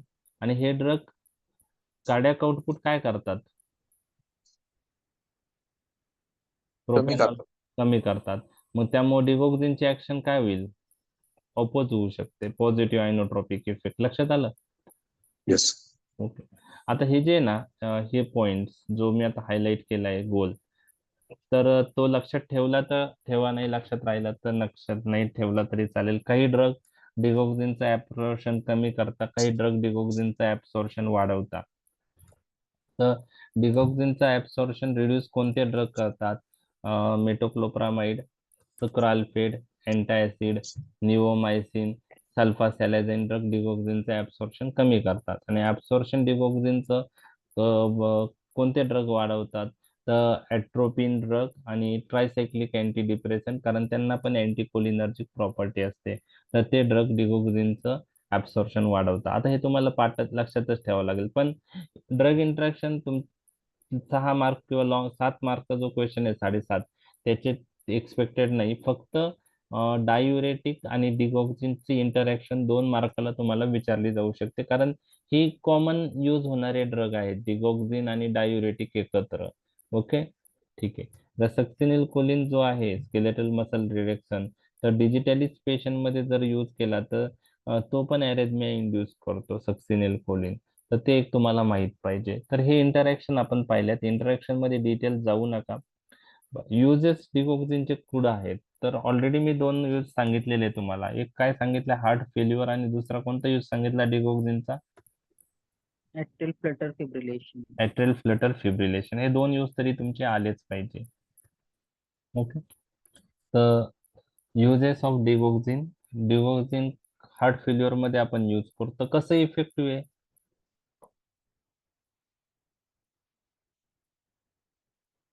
Contraction. Contraction of the heart वाढवणार. मग काय होईल? कार्डियाक आउटपुट काय होईल? वाढेल. इजेक्शन फ्रॅक्शन काय होईल त्यांनी? Improve होईल. इम्प्रूव्ह होईल. आणि त्यामुळे टिफ्सचं परफ्युजन पण इम्प्रूव्ह होईल. बरोबर आहे? हे झालं. ओके. आपण पाहिलंय की डिगोक्सिन कार्डियाक आउटपुट वाढवतो, परंतु without proportionate increase in oxygen demand. Oxygen demand हार्टची एवढी वाढवत नाही. कार्डियाक आउटपुट वाढवतो, पण त्याबरोबर तो हे पण महत्वाचं आहे की ऑक्सिजन डिमांड त्या proportion मध्ये वाढत नाही, कारण तो ऍडिशनली काय करतो, हार्ट रेट काय करतो, डिक्रीज करतो. आणि सिस्टोल काय करतो, शॉर्टन करतो. आणि डायस्टोल काय होतं त्यांनी? डायस्टोल काय होत होता डिगोक्सिननी? Prolong. Prolong. कोरोनरी सर्क्युलेशन काय होत होतं? Improve. वाढत होते. Improve. हे सगळे पॉइंट त्यात लिहायचे. बरं, आता तुम्ही मला सांगा की सिम्पॅथेटिक ऍक्टिव्हिटी काय होते डिगोक्सिन यूज केल्याने? कमी होत. कमी होते. जर कार्डियाक आउटपुट वाढलं, सिम्पॅथेटिक ऍक्टिव्हिटी कमी होते. ज्यावेळेस हार्ट रेट कमी, म्हणजे कार्डियाक आउटपुट कमी होताना, कार्डियाक आउटपुट कमी झाल्यानंतर, कार्डियाक आउटपुट कमी होतं ज्यावेळेस हार्ट फेल्युअर मध्ये पेशंट जातो, त्यावेळेस कार्डियाक आउटपुट कमी होतं. त्यावेळेस कॉम्पेन्सेटरी मेकॅनिझम स्टार्ट होतात. कोणत्या 2 सिस्टीम ऍक्टिव्हेट होतात? RAS system. RAS RAS system. आणि रास आणि सिम्पॅथेटिक. सिम्पथॅटिक. आणि सिम्पॅथेटिक. सिम्पॅथेटिक. आणि ते काय करतात? सॉल्ट वॉटर रिटेन्शन करत असतात. बरोबर आहे?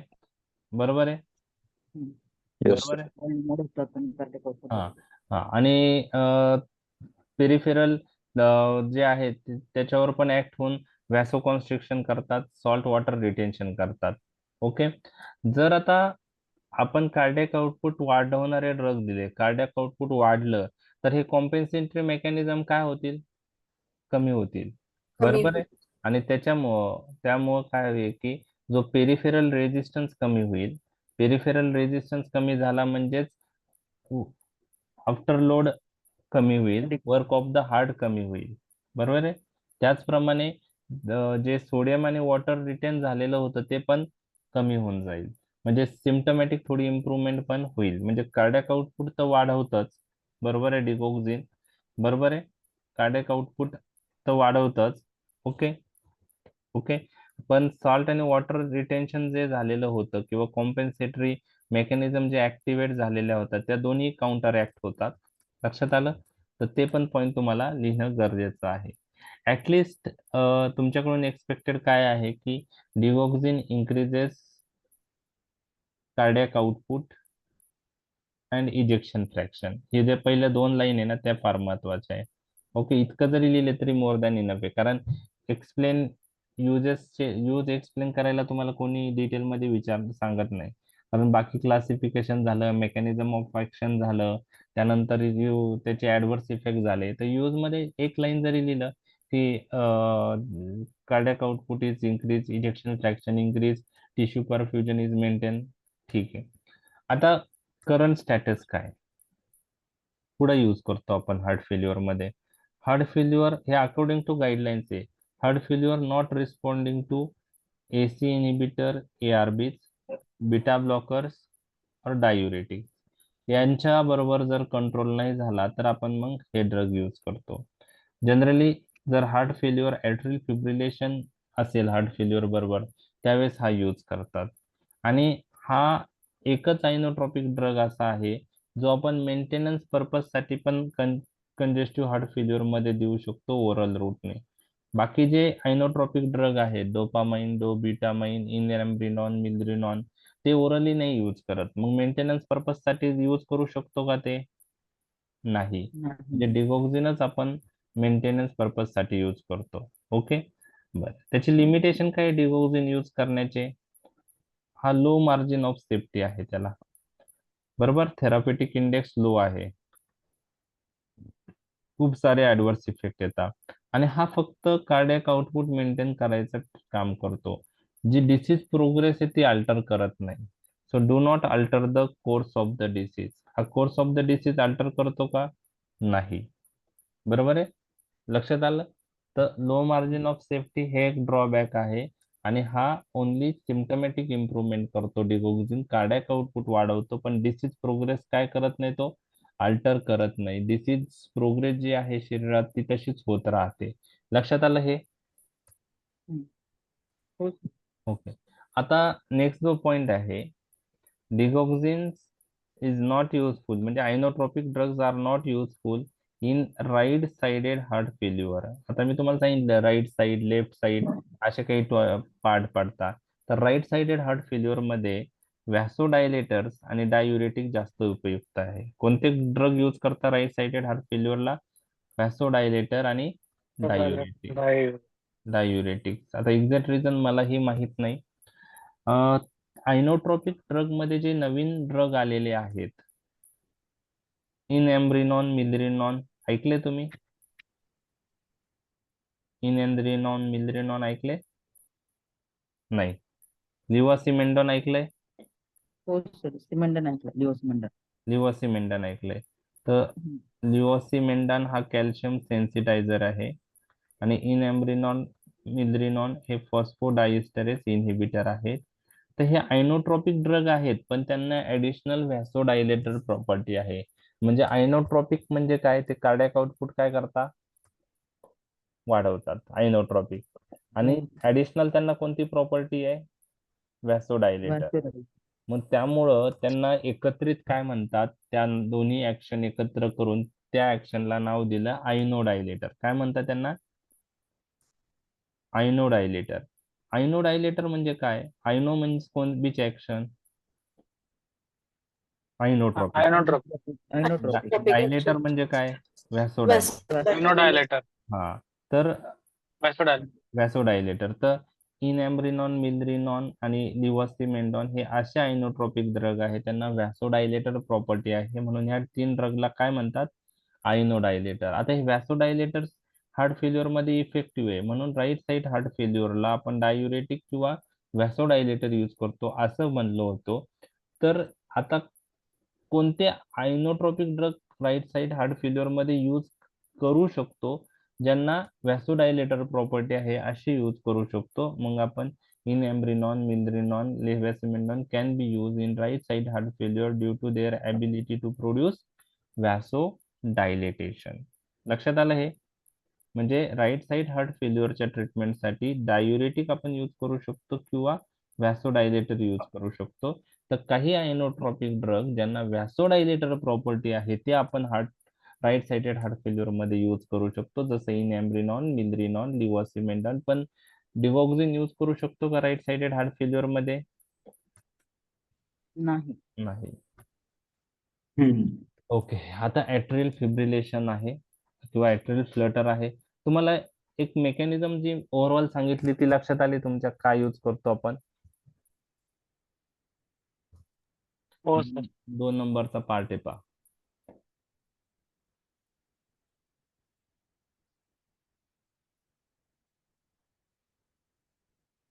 हे जे मी सर्कल केलेला पार्ट म्हणजे जो हे केलेला आहे, मार्क केलेला पार्ट आहे 2 नंबरचा, ती त्याची मेकॅनिझम आहे. How digoxin is effective in heart failure, sorry atrial fibrillation.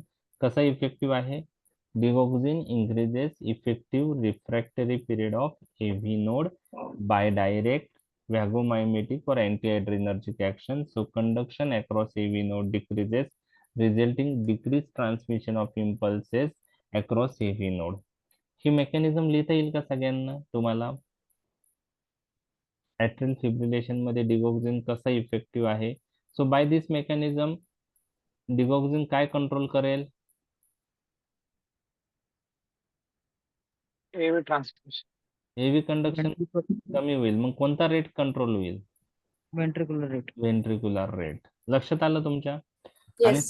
समजा डिगॉक्झिन बरोबर फरक नाही पडला एक ड्रगने, तर अजून कोणते ड्रग एव्ही कंडक्शन डिले करणारे यूज करू शकतो डिगॉक्झिन बरोबर? Verapamil, diltiazem. Verapamil, diltiazem. Diltiazem, beta blocker. परंतु हे यूज करताना आपण काळजी घेतली पाहिजे की पेशंट कम्प्लीट एव्ही ब्लॉक मध्ये जाणार नाही किंवा ब्रॅडिकार्डिया मध्ये जाणार नाही. नाहीतर 2-3 ड्रग एकत्र केले तर हार्ट रेट डायरेक्ट 30-40 पण होतो काही वेळेस. तर ती काळजी घेणं गरजेचं आहे.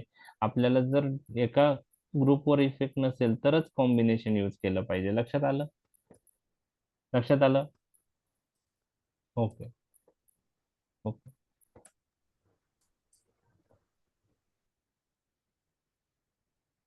ॲट्रियल फ्लटर मध्ये पण तसंच इफेक्टिव्ह आहे. ओके. त्याचप्रमाणे PSVT जे आहे त्यात ॲडिनोसिन किंवा व्हरापामिल आपण यूज करतो. डिगॉक्झिन अल्टरनेटिव्ह ड्रग आहे. ओके. अदर हायनोट्रॉपिक ड्रगची नावं माहिती आहे तुम्हाला?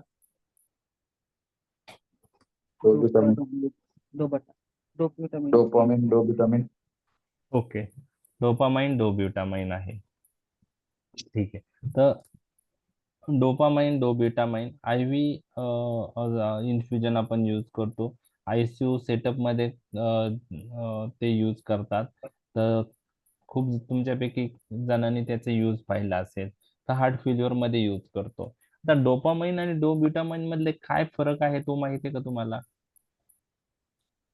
मी जर तुम्हाला डोपामाइन आणि डोब्युटामाइनचा फरक विचारला तर Dopamine is cardioselective very and good. dopamine is used when dopamine is for dopamine oliguria असेल ना पेशंटला तेव्हा लावतात. ओके, आणि व्हेरी गुड. ते फक्त म्हणजे कार्डियाक मध्ये होतं. ओके. तर डोपामाइन आणि डोब्युटामाइन हे दोन्ही ॲड्रिनर्जिक ड्रग आहेत. ओके. Beta adrenergic drug. पण फरक काय आहे ते पहा. तर dopamine we use in cardiogenic shock with oliguria. जेव्हा कार्डिओजेनिक शॉक प्लस ओलिगोयुरिया असेल तर डोपामाइन यूज करतात. आणि फक्त कार्डिओजेनिक शॉक असेल त्यावेळेस dobutamine is consider as a Dopamine. Drug of choice. आता याच्यात डोपामाइन आणि डोब्युटामाइनचा फरक काय आहे ते सांगतो. डोपामाइनची ऍक्शन आणि डोब्युटामाइनची ऍक्शन. तर दोन्ही IV रूटने यूज करतात. तर डोपामाइनला डोस डिपेंडंट ऍक्शन आहे. डोपामाइन हा ड्रग हा डोपामाइन रिसेप्टरवर पण ऍक्ट होतो आणि ॲड्रिनर्जिक रिसेप्टर मध्ये बीटा रिसेप्टर आणि अल्फा रिसेप्टरवर पण ऍक्ट होतो. बरोबर आहे? तर त्याला ॲड्रिनर्जिक रिसेप्टरवर पण ऍक्शन आहे प्लस त्याचे म्हणजे बीटा पण आहे, अल्फा पण आहे आणि त्याचबरोबर डोपामाइन रिसेप्टरवर पण ऍक्ट होतो. तर त्याची डोस डिपेंडंट ऍक्शन आहे पहा. ज्यावेळेस आपण लो डोसला यूज करतो डोपामाइन लेस than 2 microgram per KG per minute ह्या रेटने जर इन्फ्युजन स्टार्ट केलं तर तो फक्त डोपामाइन रिसेप्टरवर ऍक्ट होतो. कोणते डोपामाइन रिसेप्टर? जे रिनल ब्लड वेसलवर आहे आणि त्या रिसेप्टरवर ऍक्ट होऊन तो रिनल व्हॅसोडायलेटेशन करतो. काय करतो? रिनल व्हॅसोडायलेटेशन. ज्यावेळेस आपण मॉडरेट डोसला यूज करतो 2 ते 10 microgram per KG per minute, तर त्याला डोपामाइन रिसेप्टरवर तर ऍक्शन आहेच, त्याचबरोबर बीटा 1 रिसेप्टरवर पण ऍक्शन आहे. तर D1 रिसेप्टर थ्रू काय करेल तो? रिनल व्हॅसोडायलेटेशन. आणि बीटा 1 रिसेप्टर थ्रू काय करेल तो? कार्डियाक आउटपुट वाढवेल. बरोबर आहे. आणि ऍट हाय डोस जेव्हा 10 microgram per KG per minute डोसला यूज करतो तेव्हा डोपामाइन बीटा 1 आणि अल्फा 1 ह्या सर्व रिसेप्टरवर ऍक्शन होते. डोपामाइन रिसेप्टरवर रिनल व्हॅसोडायलेटरी ऍक्शन आहे. बीटा 1 रिसेप्टरवर कार्डियाक आउटपुट वाढतं आणि अल्फा 1 रिसेप्टरमुळे व्हॅसो कॉन्स्ट्रिक्शन होतं. बरोबर आहे. ठीक आहे. सो इथं दिलंय D1 action dopamine responsible for vasodilatation, beta 1 action increase contraction of the heart आणि त्यामुळे कार्डियाक आउटपुट वाढतं आणि अल्फा 1 ऍक्शन मुळे काय होतं? व्हॅसो कॉन्स्ट्रिक्शन. तर डोपामाइन कोणत्या डोसला यूज करतायत? लेस दॅन 2 ला यूज करताय पर लेस than 2 microgram per KG per minute का 2 to 10 microgram per KG per minute किंवा more than 10 microgram per KG per minute यावर त्याची ऍक्शन आहे. लेस दॅन 2 ला कशावर ऍक्शन आहे? कोणत्या Renal रिसेप्टर? D1. D1. लेस दॅन 2 ला फक्त डोपामाइन. 2 to 10 ला D1 plus beta 1 B1. Beta 1 more than 10 ला D1 plus beta 1 plus plus alpha 1. Alpha. Okay. तर हे ते तुम्हाला डोपामाइनचं डोस डिपेंडेंट ऍक्शन व्हायवात विचारली किंवा 2 मार्कला आलं तर तुम्हाला हा जो पॉइंट आहे हा तुम्हाला लक्षात ठेवायचा आहे. ठीक आहे. आपण अजून डोब्युटामाइनचं घेऊया म्हणजे आपले आयनोट्रॉपिक ड्रग आज संपतील. डोब्युटामाइनचा विचार केला तर हा डोपामाइन पासून डिराईव्ह केलेला ड्रग आहे. डोब्युटामाइन हा डोपामाइन पासून डिराईव्ह केलेला ड्रग आहे, परंतु महत्वाचा पॉइंट असा आहे की त्याला डोपामाइन रिसेप्टरवर ऍक्शन नाहीये. मग तो रिनल व्हॅसोडायलेटेशन करेल का डोब्युटामाइन? नाही नाही. नाही करणार. त्यामुळं कार्डिओजेनिक शॉक विथ ओलिव्हिर असेल तर डोपामाइन यूज करा आणि फक्त कार्डिओजेनिक शॉक असेल तर डोब्युटामाइन यूज करा. तर डोब्युटामाइनला कशावर ऍक्शन आहे?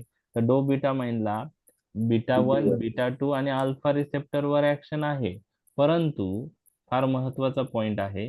आता पहिला पॉइंट आपण पाहिला, no agonistic activity on dopamine receptor. तो डोपामाइन रिसेप्टरवर ऍक्शन नाही. मग कशावर ऍक्शन आहे? बीटा 1 बीटा 2 आणि अल्फा 1 रिसेप्टरवर. परंतु आपण 2 to 8 microgram per KG per minute डोसला यूज केला तर डोब्युटामाइन हा सिलेक्टिव्हली बीटा 1 रिसेप्टरवर ऍक्ट होतो अगोनिस्ट म्हणून आणि कार्डियाक आउटपुट वाढवतो. त्यामुळं डोब्युटामाइनला सिलेक्टिव्ह बीटा 1 अगोनिस्टिक ड्रग किंवा कार्डिओ सिलेक्टिव्ह ड्रग असंही म्हणतात. Cardio selective beta agonist. तर सिलेक्टिव्ह बीटा 1 अगोनिस्ट ड्रग कोणता असा MCQ आला तर त्याचा आन्सर काय असेल? डोब्युटामाइन. तर आपण IV यूज करतो, IV इन्फ्युजन. त्याला स्पेशल ते पंप इन्फ्युजन आहेत त्यासाठी त्याची गरज असते, त्या थ्रू तो आपण देतो. ओके. आणि डिकॉम्पेन्सेटेड हार्ट फेल्युअर मध्ये आपण ते यूज करतो. ओके. त्यानंतरचे जे ड्रग आहेत 2 ते थोडक्यात आपण पाहूया, नंतर आपण थांबूया. इनएम्ब्रिनॉन मिल्ड्रिनॉन. आता एक्झामला कोणी तुम्हाला विचारणार नाही, पण तुम्हाला माहित पाहिजे की आता हे नवीन ड्रग कोणते आलेत आयनोट्रॉपिक ड्रग. कधी कधी आयनोट्रॉपिक ड्रग वर शॉर्ट नोट येते. मग आयनोट्रॉपिक ड्रग वर शॉर्ट नोट आली तर त्यात तुम्हाला डिगॉक्झिन लिहायचंय, डोपामाइन लिहायचंय, डोब्युटामाइन लिहायचंय. त्यानंतर फॉस्फोडायस्टरेस 3 इनिबिटर जे नवीन आले त्याचे नावं लिहा आणि कॅल्शियम सेन्सिटायझर लिव्होसिमेंडॉन जो आहे तो एक लिहू शकता. तर इनएम्ब्रिनॉन आणि मिल्ड्रिनॉन हे 2 ड्रग आहे. तर इनएम्ब्रिनॉनला पहिले एम्ब्रिनॉन असंही म्हणत होते. तर इनएम्ब्रिनॉन आणि मिल्ड्रिनॉन कोणता एन्झाईम इनिबिट करतं? फॉस्फोडायस्टरेस. आता त्याचे काही टाइप्स आहे 1 2 3 4 5. तर हे कोणता टाइप इनिबिट करतात? 3. टाईप 3. आणि फॉस्फोडायस्टरेज एन्झाईम कशाच्या मेटाबॉलिझम साठी लागतो? Cyclic केएमपीचं KMP. मेटाबॉलिझम 5-AMP मध्ये होणे. आता फॉस्फोडायस्टरेज इनहिबिटर यूज केले तर सायक्लिक केएमपीचं मेटाबॉलिझम होईल का? नाही. नाही. सायक्लिक केएमपी ची लेवल वाढेल. तुम्हाला एक गोष्ट लक्षात ठेवायची, जेव्हा सायक्लिक केएमपी कार्डियाक मसल मध्ये वाढतो तर तो त्याचं कॉन्ट्रॅक्शन करतो. ओके. परंतु जेव्हा सायक्लिक केएमपी स्मूथ मसल मध्ये वाढतो त्यावेळेस स्मूथ मसलचं काय होतं? रिलॅक्सेशन. रिलॅक्सेशन. मग आता बघा, सायक्लिक केएमपी जर कार्डियाक मसल मध्ये वाढला तर कॉन्ट्रॅक्शन वाढेल, तर पॉझिटिव्ह आयनोट्रॉपिक इफेक्ट येईल का negative inotropic effect? Cyclic KMP ची लेवल जर कार्डियाक मसल मध्ये वाढली तर कार्डियाक मसलचं कॉन्ट्रॅक्शन वाढतं. कॉन्ट्रॅक्शन वाढलं तर कार्डियाक आउटपुट वाढणार आहे. तर पॉझिटिव्ह आयनोट्रॉपिक इफेक्ट आहे का negative inotropic? Positive. Positive inotropic. Inotropic. परंतु सायक्लिक केएमपी जर स्मूथ मसल मध्ये वाढला तर स्मूथ मसल काय होता? रिलॅक्स होता. रिलॅक्स होतात. त्यामुळे व्हेसल मधल्या स्मूथ मसल मध्ये जर सायक्लिक केएमपी ची लेवल वाढली तर Vasodilatation होईल. डायलेटेशन होईल. म्हणजे हा ड्रग कार्डियाक कॉन्ट्रॅक्शन वाढवतो, त्यामुळे आयनोट्रॉपिक इफेक्ट आहे प्लस व्हॅसोडायलेटरी इफेक्ट आहे. दोघांचा इफेक्ट एकत्र केला तर त्या दोन्ही इफेक्ट एकत्र आले त्याला काय म्हणतो आपण? कोणते? Inodilators. डायलेटर. डिगॉक्सिन फक्त आयनोट्रॉपिक ड्रग आहे, पण इनएन्ड्रिनॉन मिल्ड्रिनॉन हा डायलेटर आहे. आणि इम्पॉर्टंट ऍडव्हर्स इफेक्ट त्या ड्रगचा जो आहे थ्रोम्बोसाइटोपेनिया हा इनएम्ब्रिनॉन बरोबर दिसून येतो आणि मिल्ड्रिनॉन बरोबर रेअर आहे. तर हे एक तुम्हाला पॉइंट लक्षात ठेवायचं. कोणी एक्झाम मध्ये विचारणार नाही इनएम्ब्रिनॉन मिल्ड्रिनॉन, फक्त MCQ आला की inamrinone milrinone how they act by inhibiting which enzyme? Phosphodiesterase 3 enzyme. आणि हे आयनोडायलेटर ड्रग आहे. लक्षात आलं तुमच्या? तर हार्ट फेल्युअर मध्ये आपण यूज करू शकतो.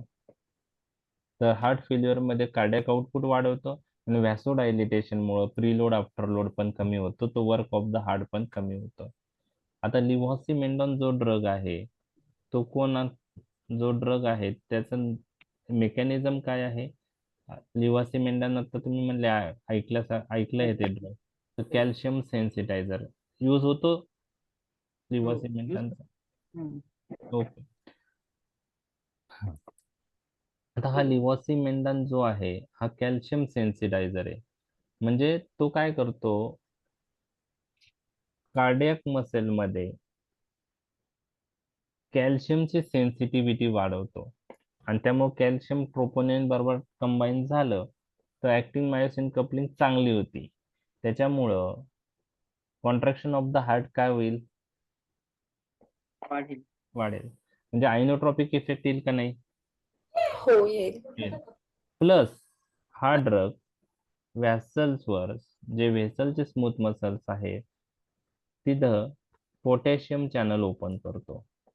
तर स्मूथ मसल जे आहे ब्लड वेसलचे त्याचं जर पोटॅशियम चॅनल ओपन झाले तर पोटॅशियम हा सेलच्या आतमध्ये जास्त आहे का बाहेर? आतमध्ये.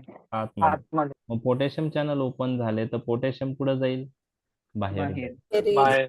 आणि पोटॅशियम जर बाहेर गेला तर आतमध्ये पॉझिटिव्हिटी जी आहे स्मूथ मसल मधली ती कमी होईल आणि त्यामुळं रिपोलरायझेशन पोलरायझेशन होऊन स्मूथ मसल काय होतील?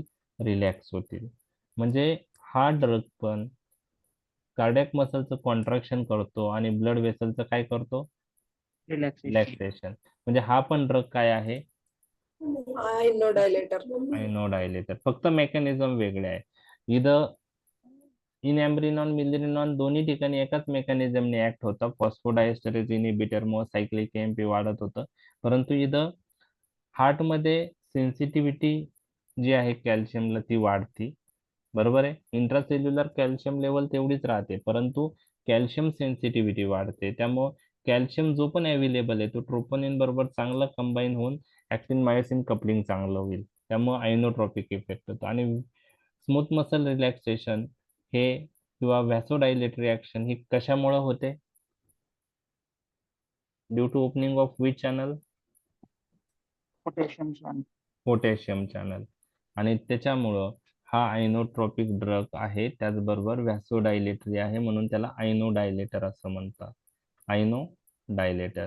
डिकॉम्पेन्सेटरी हार्ट फेल्युअर मध्ये बाय IV रूट हा ड्रग आपण यूज करू शकतो. तर आयनोट्रॉपिक ड्रग आपण कंप्लीट केलेले आहे.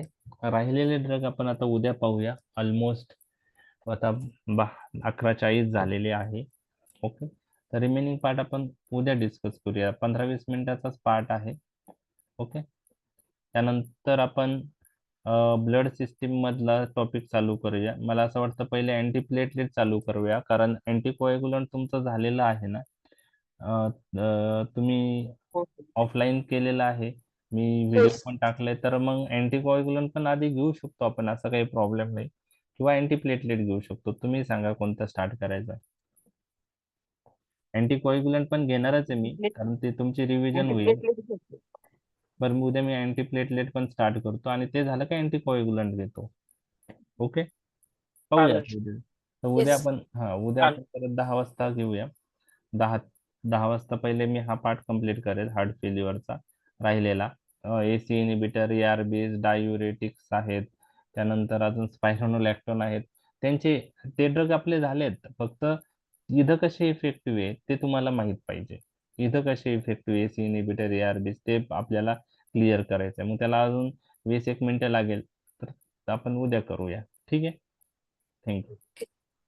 तर thank you sir. Good night. Good night. Inotropic drug short note येऊ शकते किंवा लॉंग क्वेश्चनचा पार्ट असू शकतो, त्यामुळे आयनोट्रॉपिक ड्रग चांगले करा. ओके, त्यातल्या त्यात म्हणजे प्रत्येक ड्रगचं थोडक्यात माहिती जरी असेल तरी मोर दॅन इनफ आहे. Okay, thank you. Thank you, sir.